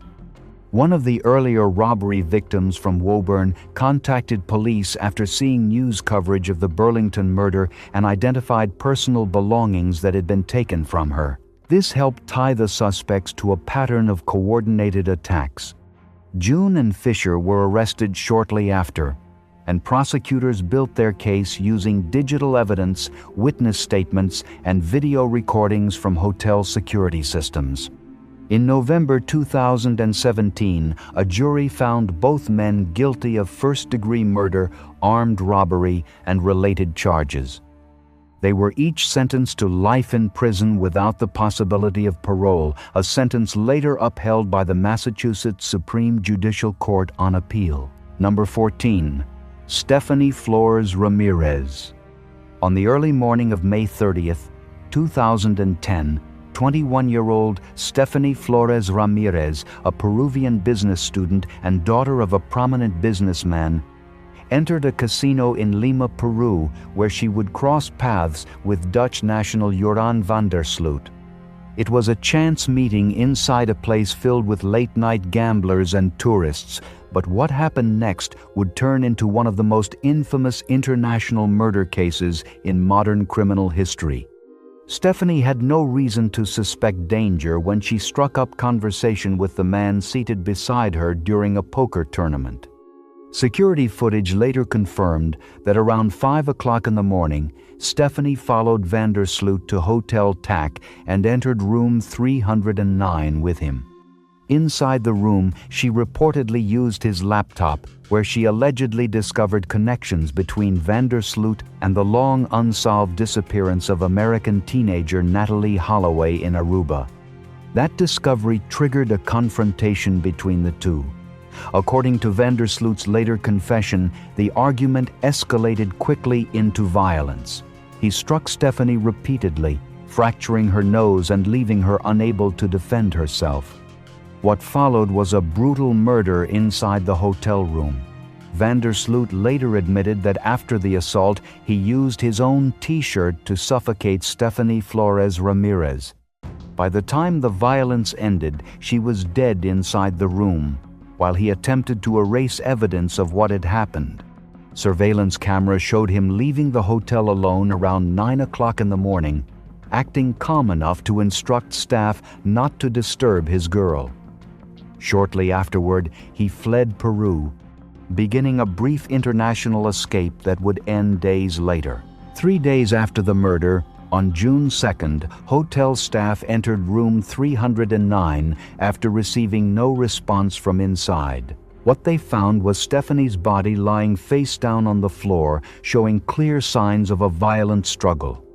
Peruvian authorities immediately launched a manhunt and quickly identified van der Sloot as the prime suspect. By June 3rd, he was tracked down and arrested in Chile while traveling near Santiago and was promptly extradited back to Peru to face charges of homicide. Under intense questioning, he signed a confession admitting to the murder and describing it as an impulsive act of rage. In January 2012, van der Sloot pleaded guilty to first-degree murder and grand theft. A Peruvian court sentenced him to 28 years in prison, rejecting arguments from his defense that psychological trauma influenced his actions. The case gained global attention not only for its brutality, but also for its connection to the earlier disappearance of Natalee Holloway, which occurred exactly 5 years earlier to the day. Years later, van der Sloot would also admit involvement in Holloway's death during a separate U.S. federal case, cementing his role in two of the most widely discussed criminal cases of the 21st century. Number 15. Rhiannon Whyte. In July 2024, Deng Chol Majek arrived in the United Kingdom after crossing into Europe by small boat and later submitting an asylum claim. He was temporarily housed at the Serco Run Park Inn by Radisson Hotel in Walsall, West Midlands. Around the same period, 27-year-old Rhiannon Whyte began working at the same hotel. From early on, staff later described Majek as behaving in an unsettling manner, reportedly staring intensely at Whyte and other colleagues during shifts. What seemed like uncomfortable workplace tension would later become part of a far more disturbing sequence of events that culminated in a fatal attack just months later. On the night of October 20th, 2024, Rhiannon finished her late shift at approximately 11 o'clock at night and began walking toward Bescot Stadium railway station to catch her train home. CCTV evidence later showed Majek lingering nearby, appearing to wait for her departure before following her. At approximately 11:04, Whyte was on a phone call with a friend as she walked alone toward the station. By approximately 11:15, she had reached the deserted platform. Within minutes, Majek closed in and launched a sudden and violent assault using a screwdriver. In the space of roughly 4 minutes, she was stabbed multiple times, including severe injuries to her head that penetrated deeply and caused catastrophic trauma. Her friend on the phone heard her scream before the call abruptly ended. After the attack, Majek took Whyte's mobile phone, switched it off, and disposed of it by throwing it into the River Thames. He then left the station, bought alcohol from a nearby shop, and returned toward the hotel area. While emergency responders were still attempting to save Whyte's life at the railway station, CCTV footage from the hotel captured Majek in the car park, appearing to laugh, drink, and dance while emergency blue lights flashed in the distance. He was arrested in the early hours of October 21, 2024, after British Transport Police reviewed surveillance footage and matched him to the scene along with forensic evidence linking him to the victim. Despite intensive medical intervention, Rhiannon Whyte died in hospital on October 23, surrounded by her family. During the legal proceedings in 2025, Majek initially denied involvement and pleaded not guilty to murder and possession of an offensive weapon. However, the prosecution presented extensive CCTV footage. Forensic evidence including the victim's DNA found under his fingernails and blood evidence on his clothing and personal items. The jury deliberated for a short period before returning unanimous guilty verdicts for murder and weapon possession. The court also examined discrepancies in Majek's claimed age, as he stated he was 19, while documentation from previous immigration records suggested he was significantly older. This discrepancy later became central to sentencing considerations and required formal assessment before final judgment. On January 30, 2026, Coventry Crown Court confirmed that Majek had misrepresented his age and was in fact in his mid-20s at the time of the murder. Mr. Justice Sewell described the attack as sadistic and marked by vicious brutality, noting the sustained and targeted nature of the assault. Majek was sentenced to life imprisonment with a minimum term of 29 years before eligibility for parole. In victim impact statements, Rhiannon Whyte's family described overwhelming grief and lifelong devastation, with her mother stating that her daughter had been her closest companion and that their lives had been permanently altered by the loss. The case concluded with widespread public attention, particularly focused on the brutality of the attack and the circumstances surrounding Majek's immigration status and housing at the time of the murder. Number 17, Jessica Sturdivant. On December 19, 2021, 35-year-old Jessica Sturdivant was inside a room at the Fairbridge Hotel in Wickliffe, Ohio, when a violent encounter led to her death. Selwyn Dancy, 38, was also present in the room at the time. Around the early hours of the morning, hotel guests reported hearing a woman screaming for help coming from one of the rooms. Staff and emergency services were alerted shortly afterward, leading police to respond to the scene. What officers encountered inside the hotel room would later become the foundation of a murder case that shocked the local community. When Wickliffe police arrived at approximately 4:25 in the morning, they were directed to the specific hotel room where the disturbance had been reported. The door was found open, and officers immediately observed a chaotic and disturbing scene. Jessica Sturdivant was discovered partially clothed and lying on the floor without a pulse. Selwyn Dancy was also found inside the room, standing and unresponsive to the situation unfolding around him. Officers quickly took him into custody without incident. Emergency medical personnel attempted to revive Sturdivant and rushed her to a nearby hospital.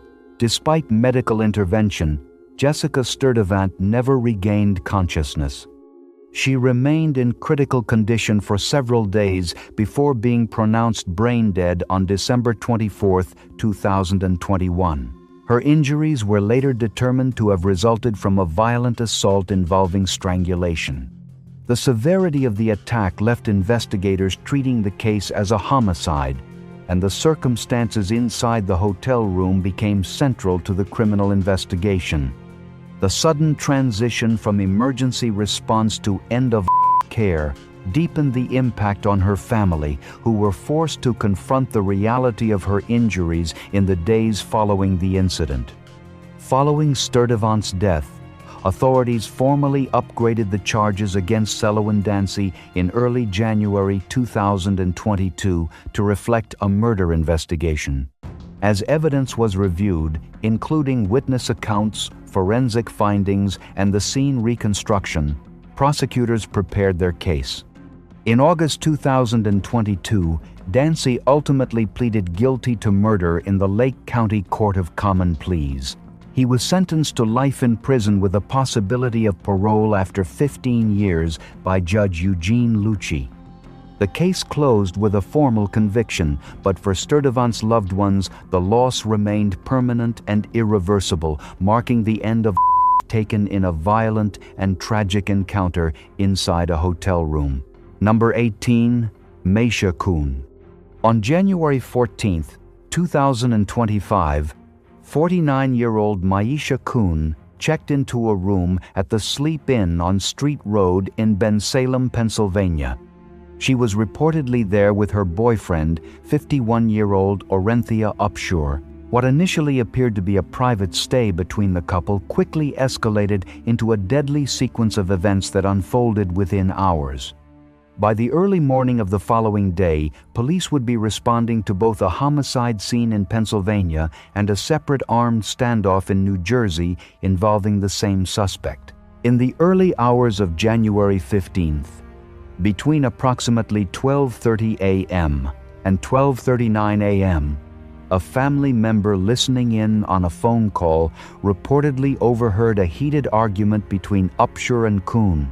During the call, Coon was heard pleading, "I didn't think you would harm me," followed by, "Please don't do this to me," before the line suddenly disconnected. Hours later, at approximately 5 a.m., a relative arrived at the Pennsylvania State Police Trevose Barracks and reported that Upshur had appeared at their home, admitted to shooting Coon at a hotel, and made threats toward members of her family. This urgent report triggered a multi-agency response across both Pennsylvania and New Jersey. At approximately 4:30 a.m. to 6 a.m. in Trenton, New Jersey, police received emergency reports of gunfire near Parkside Avenue and Oak Lane. Responding officers located Upshur fleeing into a residence while allegedly armed, leading to an active barricade situation. The Mercer County Tactical Response Team was eventually deployed, and after a standoff, Upshur was taken into custody inside the home. Authorities recovered a firearm believed to have been used in the earlier shooting. Meanwhile, in Bensalem, police traced Maisha Coon's cell phone to the Sleep Inn, where officers discovered her deceased inside the hotel room. She had sustained multiple gunshot wounds.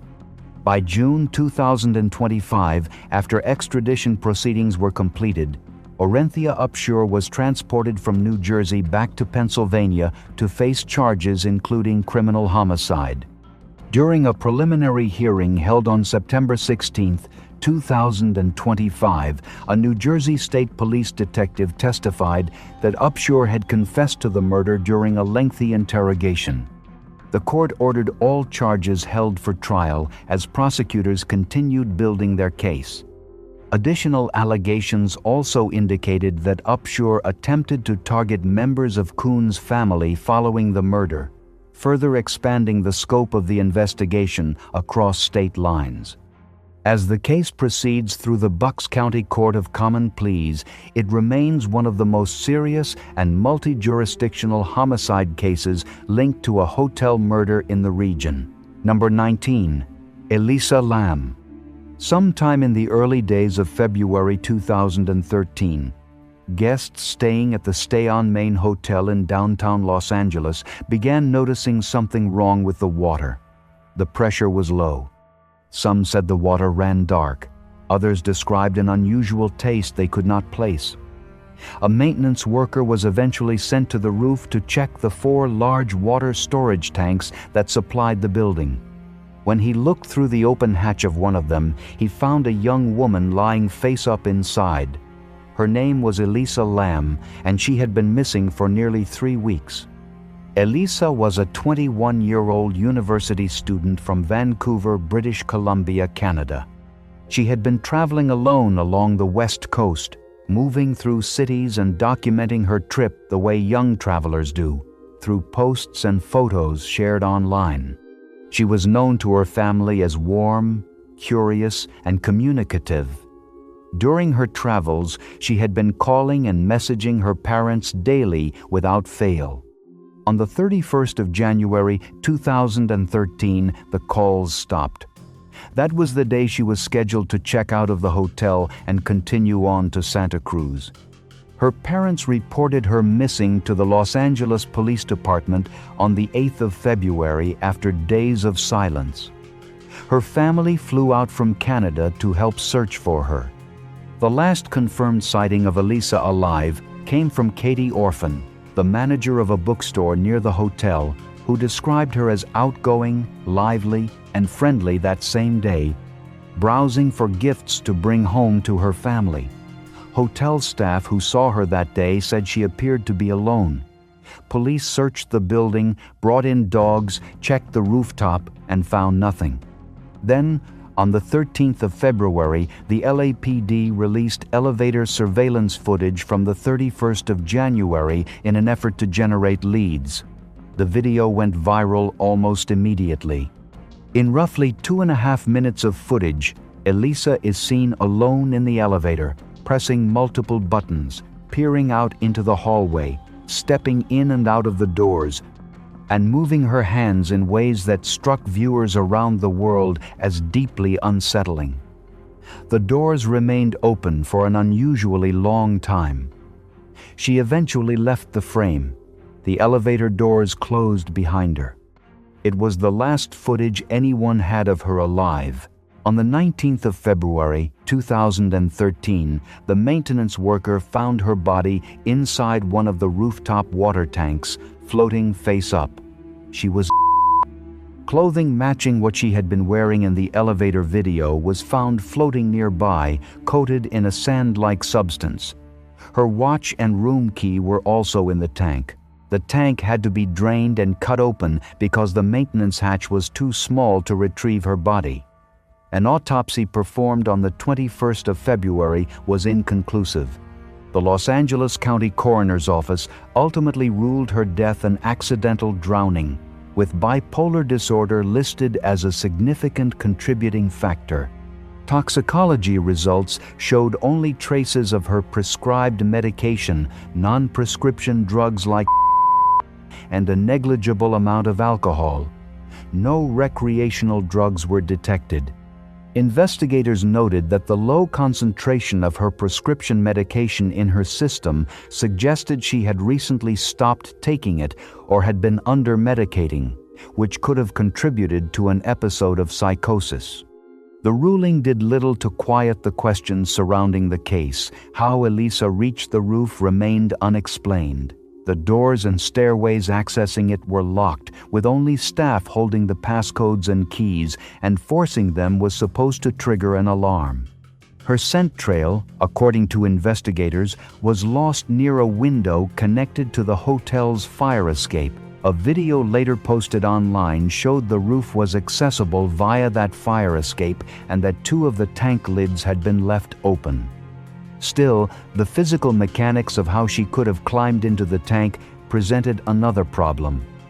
The tank sat on concrete blocks with no fixed access, and workers needed a ladder to reach them. The lids were heavy and would have been extremely difficult to close from the inside.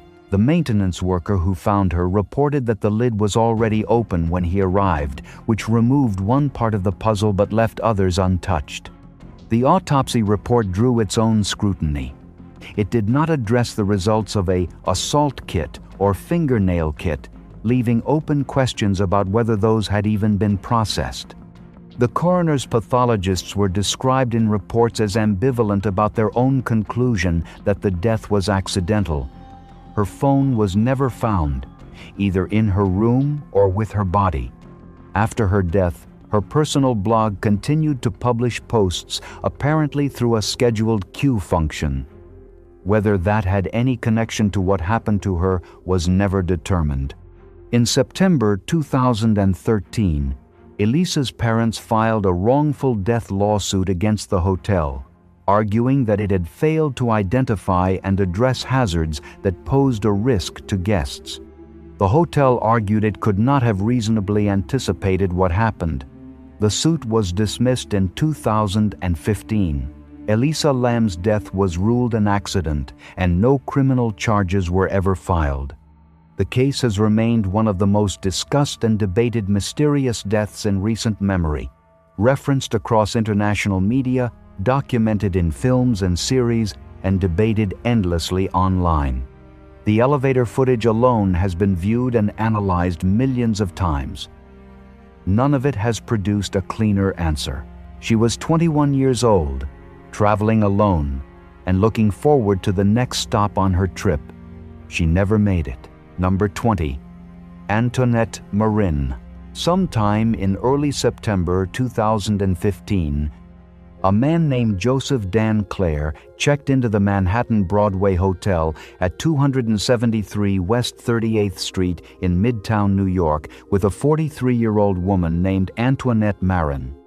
Dan Clare had met her days earlier on Eastern Parkway in Brooklyn while she was out with a friend. According to the NYPD's Chief of Manhattan Detectives, William Aubrey, Antoinette believed she had met someone she might date. She had no idea what she was walking into. At 4:15 in the afternoon on the 8th of September, hotel staff found her body lying face down on the bed. She had been strangled. Dan Clare had already fled, but not before occasionally cracking the door open to hand cash to staff to buy himself more time in the room. What investigators uncovered next made the case significantly darker. Less than 2 months before Antoinette's murder, on the 23rd of July 2015, a 35-year-old woman named Christy Bevilacqua had been found dead under nearly identical circumstances at the Bushwick Hotel in Brooklyn. She had also been strangled. In both cases, the women's bodies had been doused with water after death. Surveillance footage placed Dan Clare leaving both hotels, and his fingerprint was recovered at one of the crime scenes. Authorities named him a person of interest in both murders on the 15th of September.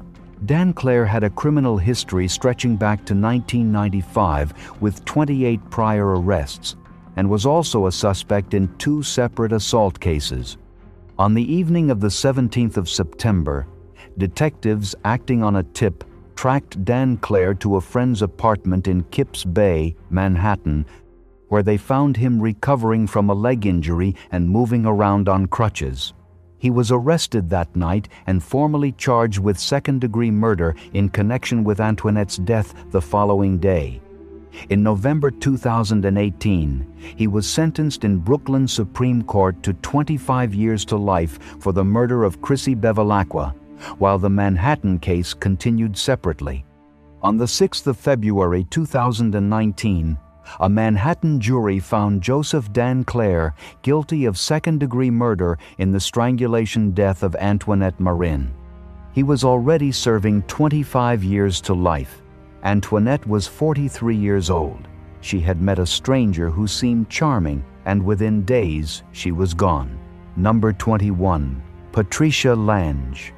On the morning of the 23rd of August, 1993, a housekeeper at the University Park Holiday Inn in West Des Moines, Iowa, went to check on a guest in room 732 after she failed to show up for work. When no one answered the door, staff entered the room. Patricia Lange was found inside, bound and strangled.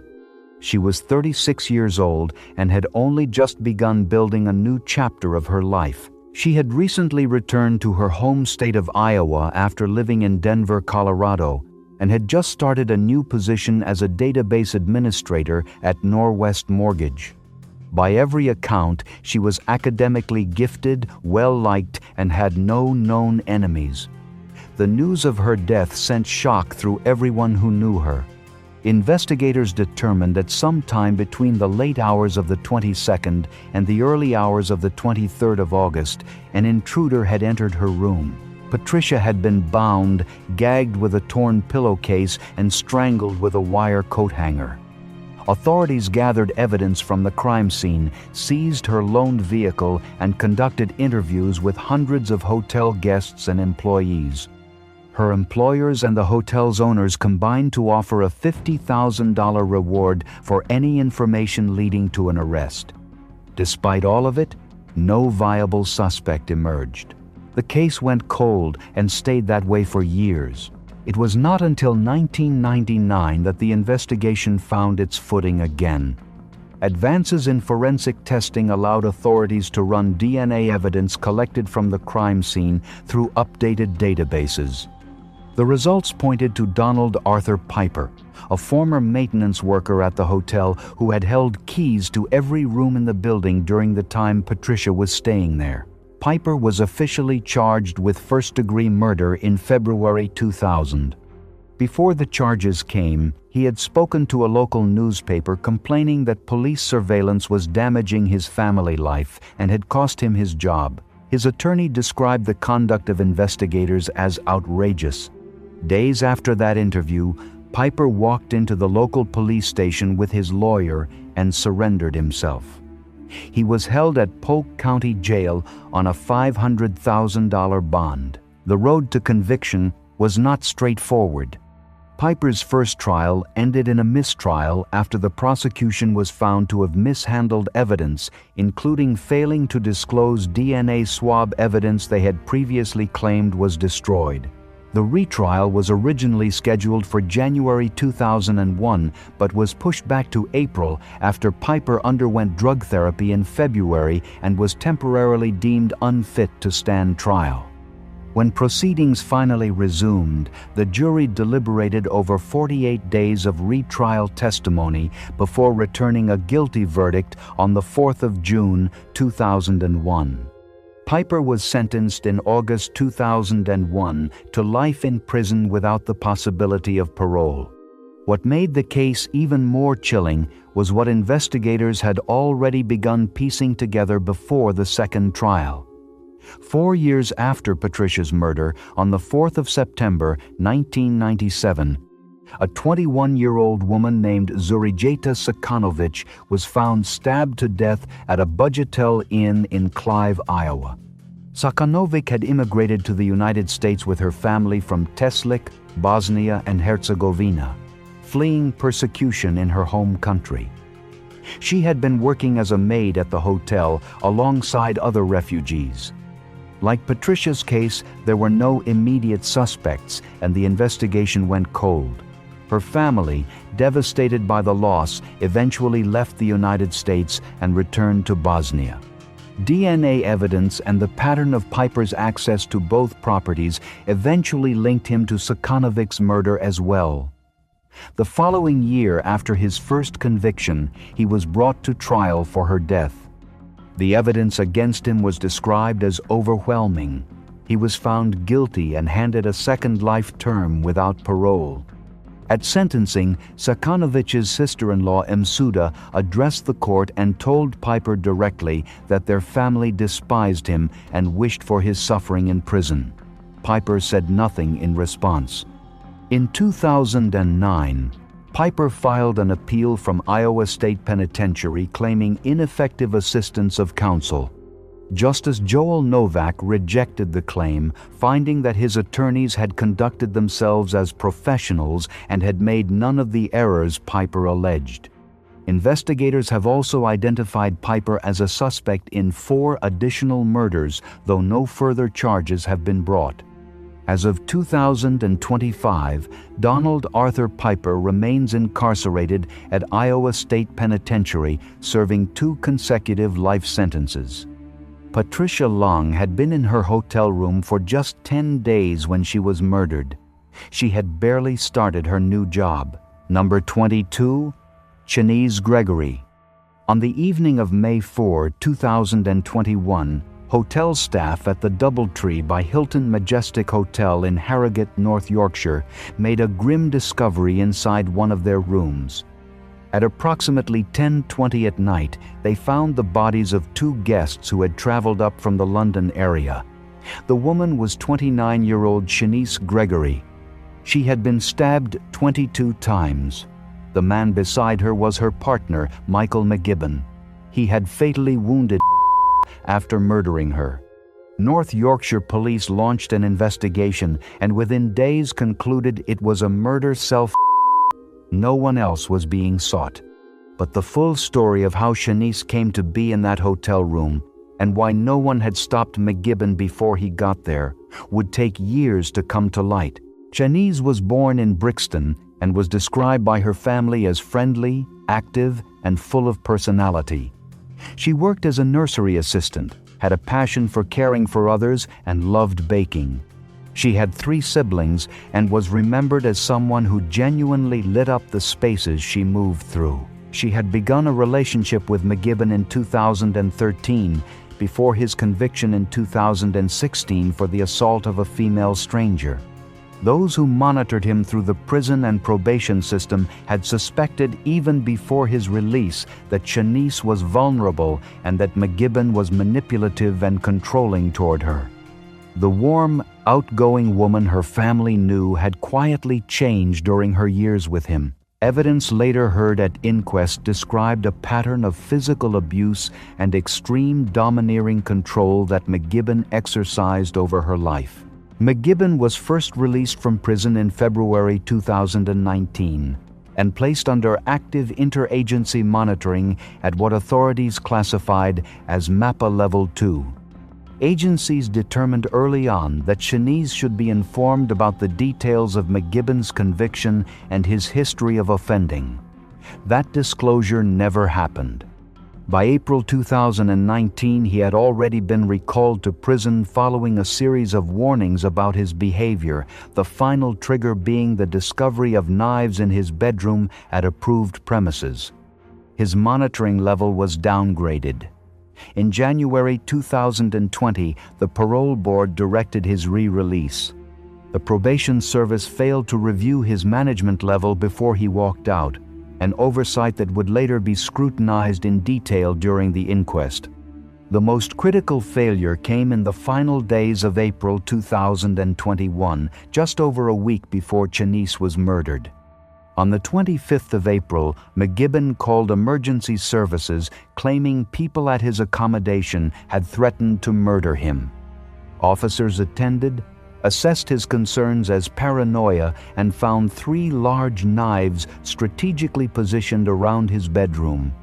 Rather than question why the weapons were there, the attending officers chose to hide them. One of those knives was later identified as identical to the one found in McGibbon's hand at the murder scene. CHENISE was present in the bedroom during the visit. Officers did not ask for her name. They did not assess the risk to her. They left. The intelligence report from that visit was not completed until 2 days later, on the 27th of April. When it was finally reviewed and forwarded on the 28th, it was sent to the wrong public protection team. Instead of reaching the Croydon Jigsaw team responsible for monitoring McGibbon, it went to the Sutton team, who failed to pass it on. The jury heard during the inquest that had the report reached the correct team, officers would have visited McGibbon immediately and notified his probation officer. Had that happened, the evidence suggested there was a possibility McGibbon could have been recalled to prison within 24 hours. 7 days later, CHENISE Gregory was dead. Following a month-long inquest at the South London Coroner's Court in Croydon, a jury delivered its conclusion on the 15th of October 2024.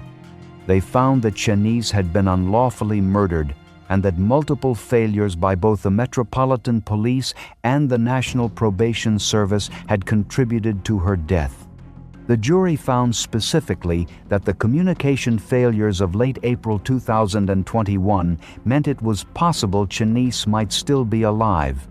They also found that no proper process had been in place to ensure intelligence reports reached the correct teams. No criminal charges were brought. McGibbon was already dead. What remained was a formal record of the ways the system had failed CHENISE Gregory at nearly every turn.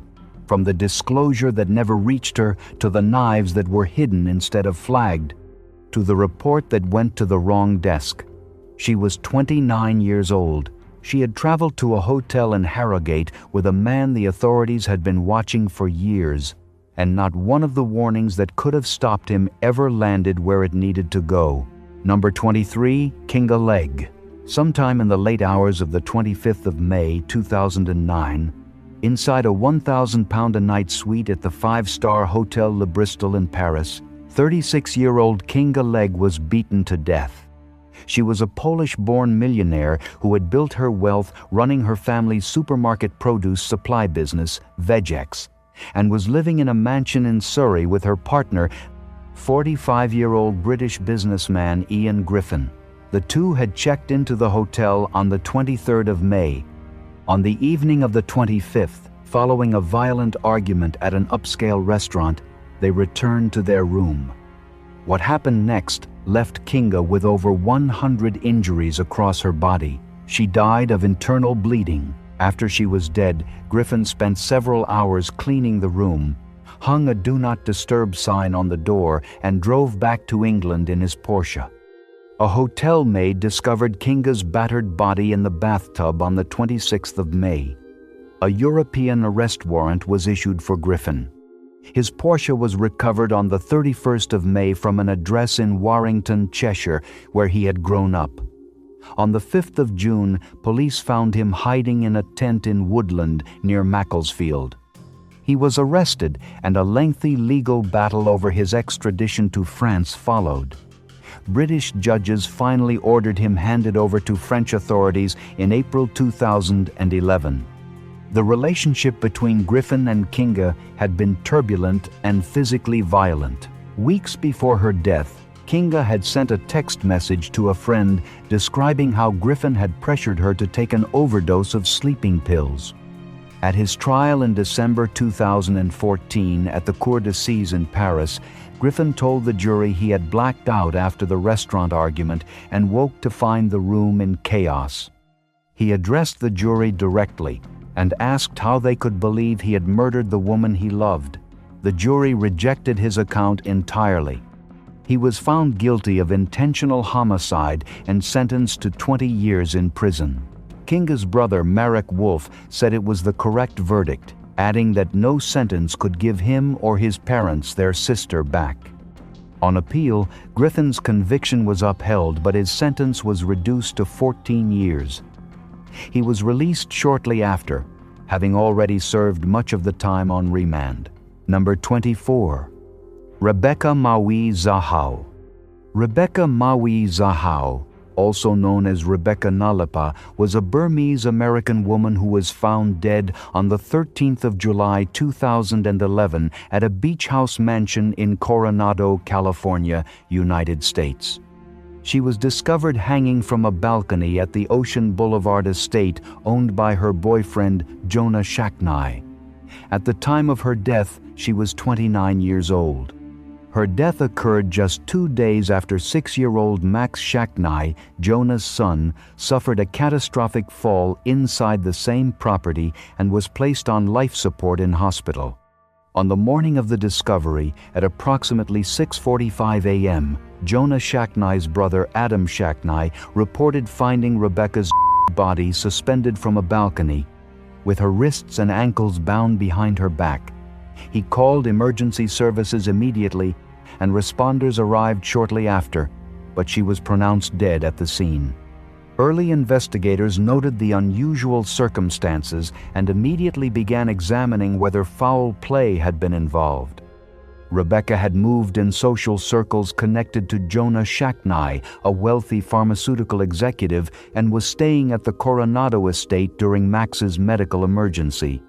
On the 11th of July 2011, Max Shacknai fell down a staircase at the same mansion, suffering severe injuries that left him in critical condition. Rebecca and her teenage sister Zena were present in the home at the time, and Rebecca herself reported finding the child and calling emergency services. Max was rushed to hospital but died on the 16th of July from brain injuries caused by oxygen deprivation. The timing of these events placed intense scrutiny on everyone present in the house, and investigators later confirmed that Rebecca was among the last known people to see Max before his death. By the 12th of July, the household had become emotionally tense, with family members moving between the hospital and the mansion as Max's condition worsened. On the night before her death, the 12th of July 2011, Rebecca was at the mansion with Jonah Shaknai's brother Adam Shaknai. Jonah himself remained at the hospital with his son. Reports indicated that loud music and activity were heard coming from the property during the night. Early the next morning, Adam Shaknai stated that he discovered Rebecca's body at approximately 6:45 a.m., hanging from a balcony door area with her hands tied behind her back and her ankles also bound.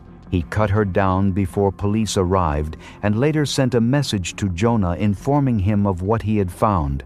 Police secured the scene and began forensic testing, noting that no external DNA evidence was immediately found apart from Rebecca's.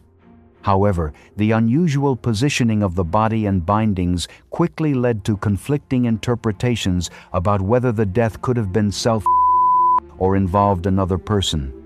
In September 2011, the San Diego County Sheriff's Department announced that Rebecca Zahao's death had been ruled a self. Max Shaknai's death was classified as an accident. This conclusion was strongly disputed by Rebecca's family, who believed she had been murdered and later filed a wrongful death lawsuit against multiple parties connected to the Shaknai household.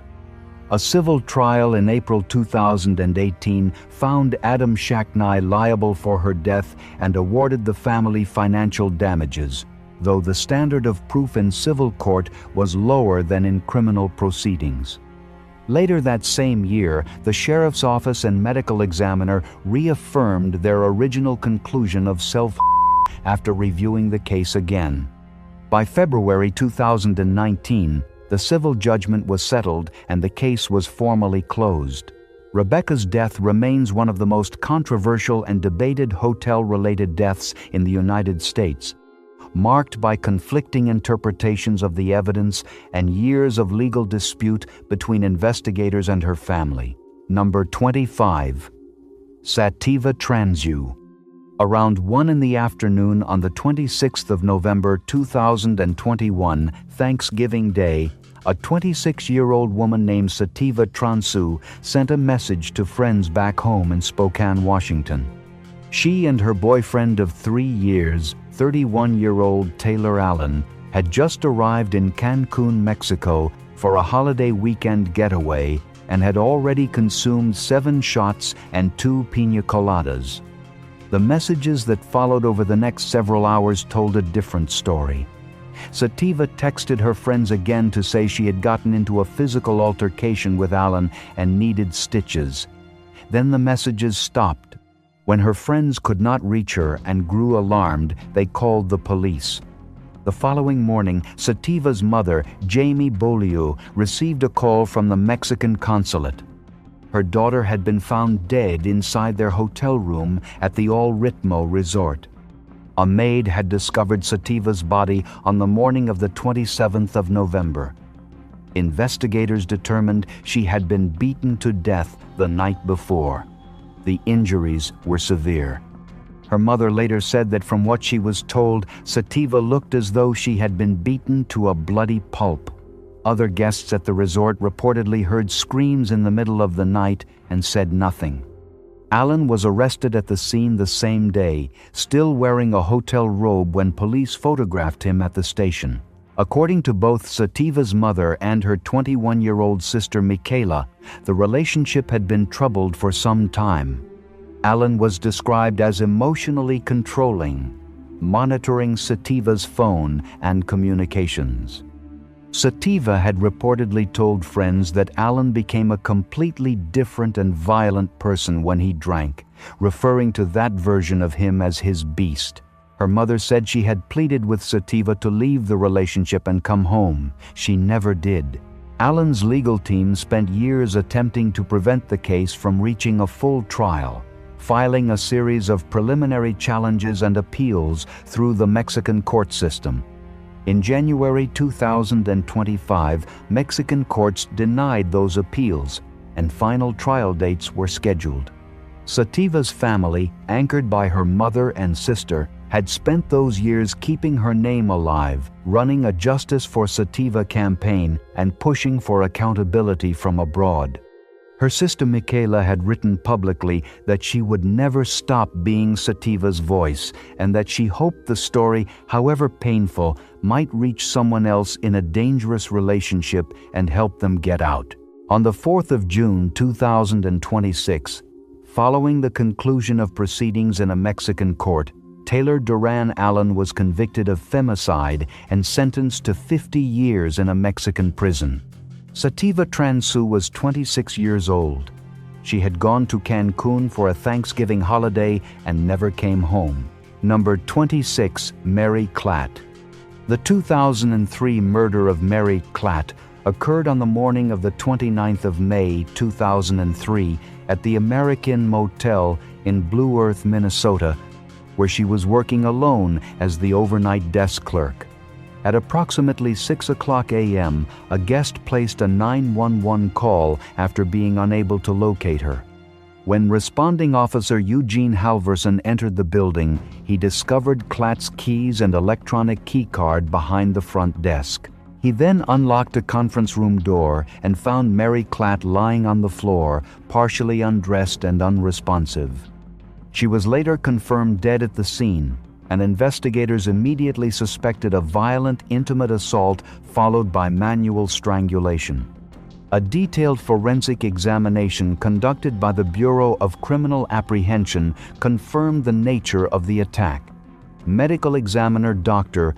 Michael McGee concluded that Klatt had been intimately assaulted and strangled, noting extensive injuries consistent with defensive struggle, including trauma to her hands, elbow, shoulder, and neck. Semen was recovered from the scene, establishing early the importance of DNA evidence in the investigation. Investigators also noted that the motel's secured entry system meant access was tightly controlled after 11 p.m., leaving only guests and staff with potential entry through key cards or internal access. Klatt had been performing her overnight duties, including a computer audit that began shortly after 3 a.m., though she never completed it. Suspicion initially focused on individuals connected to the motel, including guests and staff, as well as a construction crew staying at the property. One member of that crew, Roger Allen Morton, gave detailed statements about his movements on the night in question, including visiting local bars and returning to the motel in the early hours of the morning. Investigators, however, uncovered critical inconsistencies when phone records revealed a call made from the motel lobby phone at approximately 2:59 a.m. to a prepaid calling card system. That call was traced directly to Morton's personal Sprint calling card account, linking him to activity inside the motel at the time of the murder. A key witness, a newspaper delivery driver, also reported seeing a man speaking with Klatt at the front desk during the early morning hours, describing him as physically consistent with Morton's build and clothing. The case was ultimately solved through forensic DNA analysis, which provided the decisive breakthrough. Biological evidence collected from Klatt's body, including semen and hair samples, matched Morton's DNA profile. This scientific link, combined with the telephone evidence and timeline reconstruction, led to his arrest on the 13th of June 2003 in Iowa. He was formally charged days later and later indicted on first-degree murder charges, including felony murder during the commission of criminal intimate conduct. During his trial in January 2004, prosecutors presented the combined forensic and circumstantial evidence, resulting in a jury conviction on the 5th of February 2004. Morton was sentenced to life in prison without the possibility of parole, closing a case that had initially seemed like a random motel attack, but was ultimately solved through detailed forensic reconstruction and DNA identification. Number 27. Ashley Janae. In early April 2026, 31-year-old lifestyle influencer Ashley Janae, whose legal name was Ashley Robinson, traveled to Tanzania with her fiancé Joseph McCann to celebrate her birthday and their recent engagement. She had more than 100,000 followers on Instagram, where she shared travel moments, life updates, and glimpses of her relationship with McCann. Her final post, published on the 5th of April, showed her feeding a giraffe on safari, surrounded by rose petals, spelling out her initials, with a caption that read, "Chapter 31 and I'm exactly where I need to be." She had FaceTimed her family from the trip, excited and happy.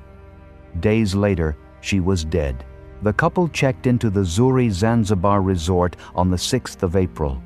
On the evening of the 8th, a severe argument broke out between them, drawing the attention of other guests who reported the disturbance to hotel staff.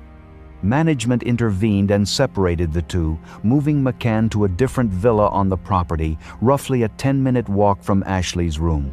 That same evening, Ashley called her mother and told her about the argument and that they had been placed in separate rooms. A few hours after that call, a hotel attendant found Ashley unresponsive in her room with a belt around her neck. She was rushed to a local hospital, then transferred to a second facility. On the 10th of April 2026, Ashley Janae was declared dead. What followed deepened her family's anguish. According to her mother, Yolanda Denise Endres, McCann did not contact the family until 11 hours after the incident. When he finally called, he told them Ashley had done something to her, but that she was stable and okay. Hours after that call, the family received a separate call directly from hotel staff informing them that Ashley had already passed. McCann's passport was confiscated by Zanzibar police, and he was questioned as part of the investigation.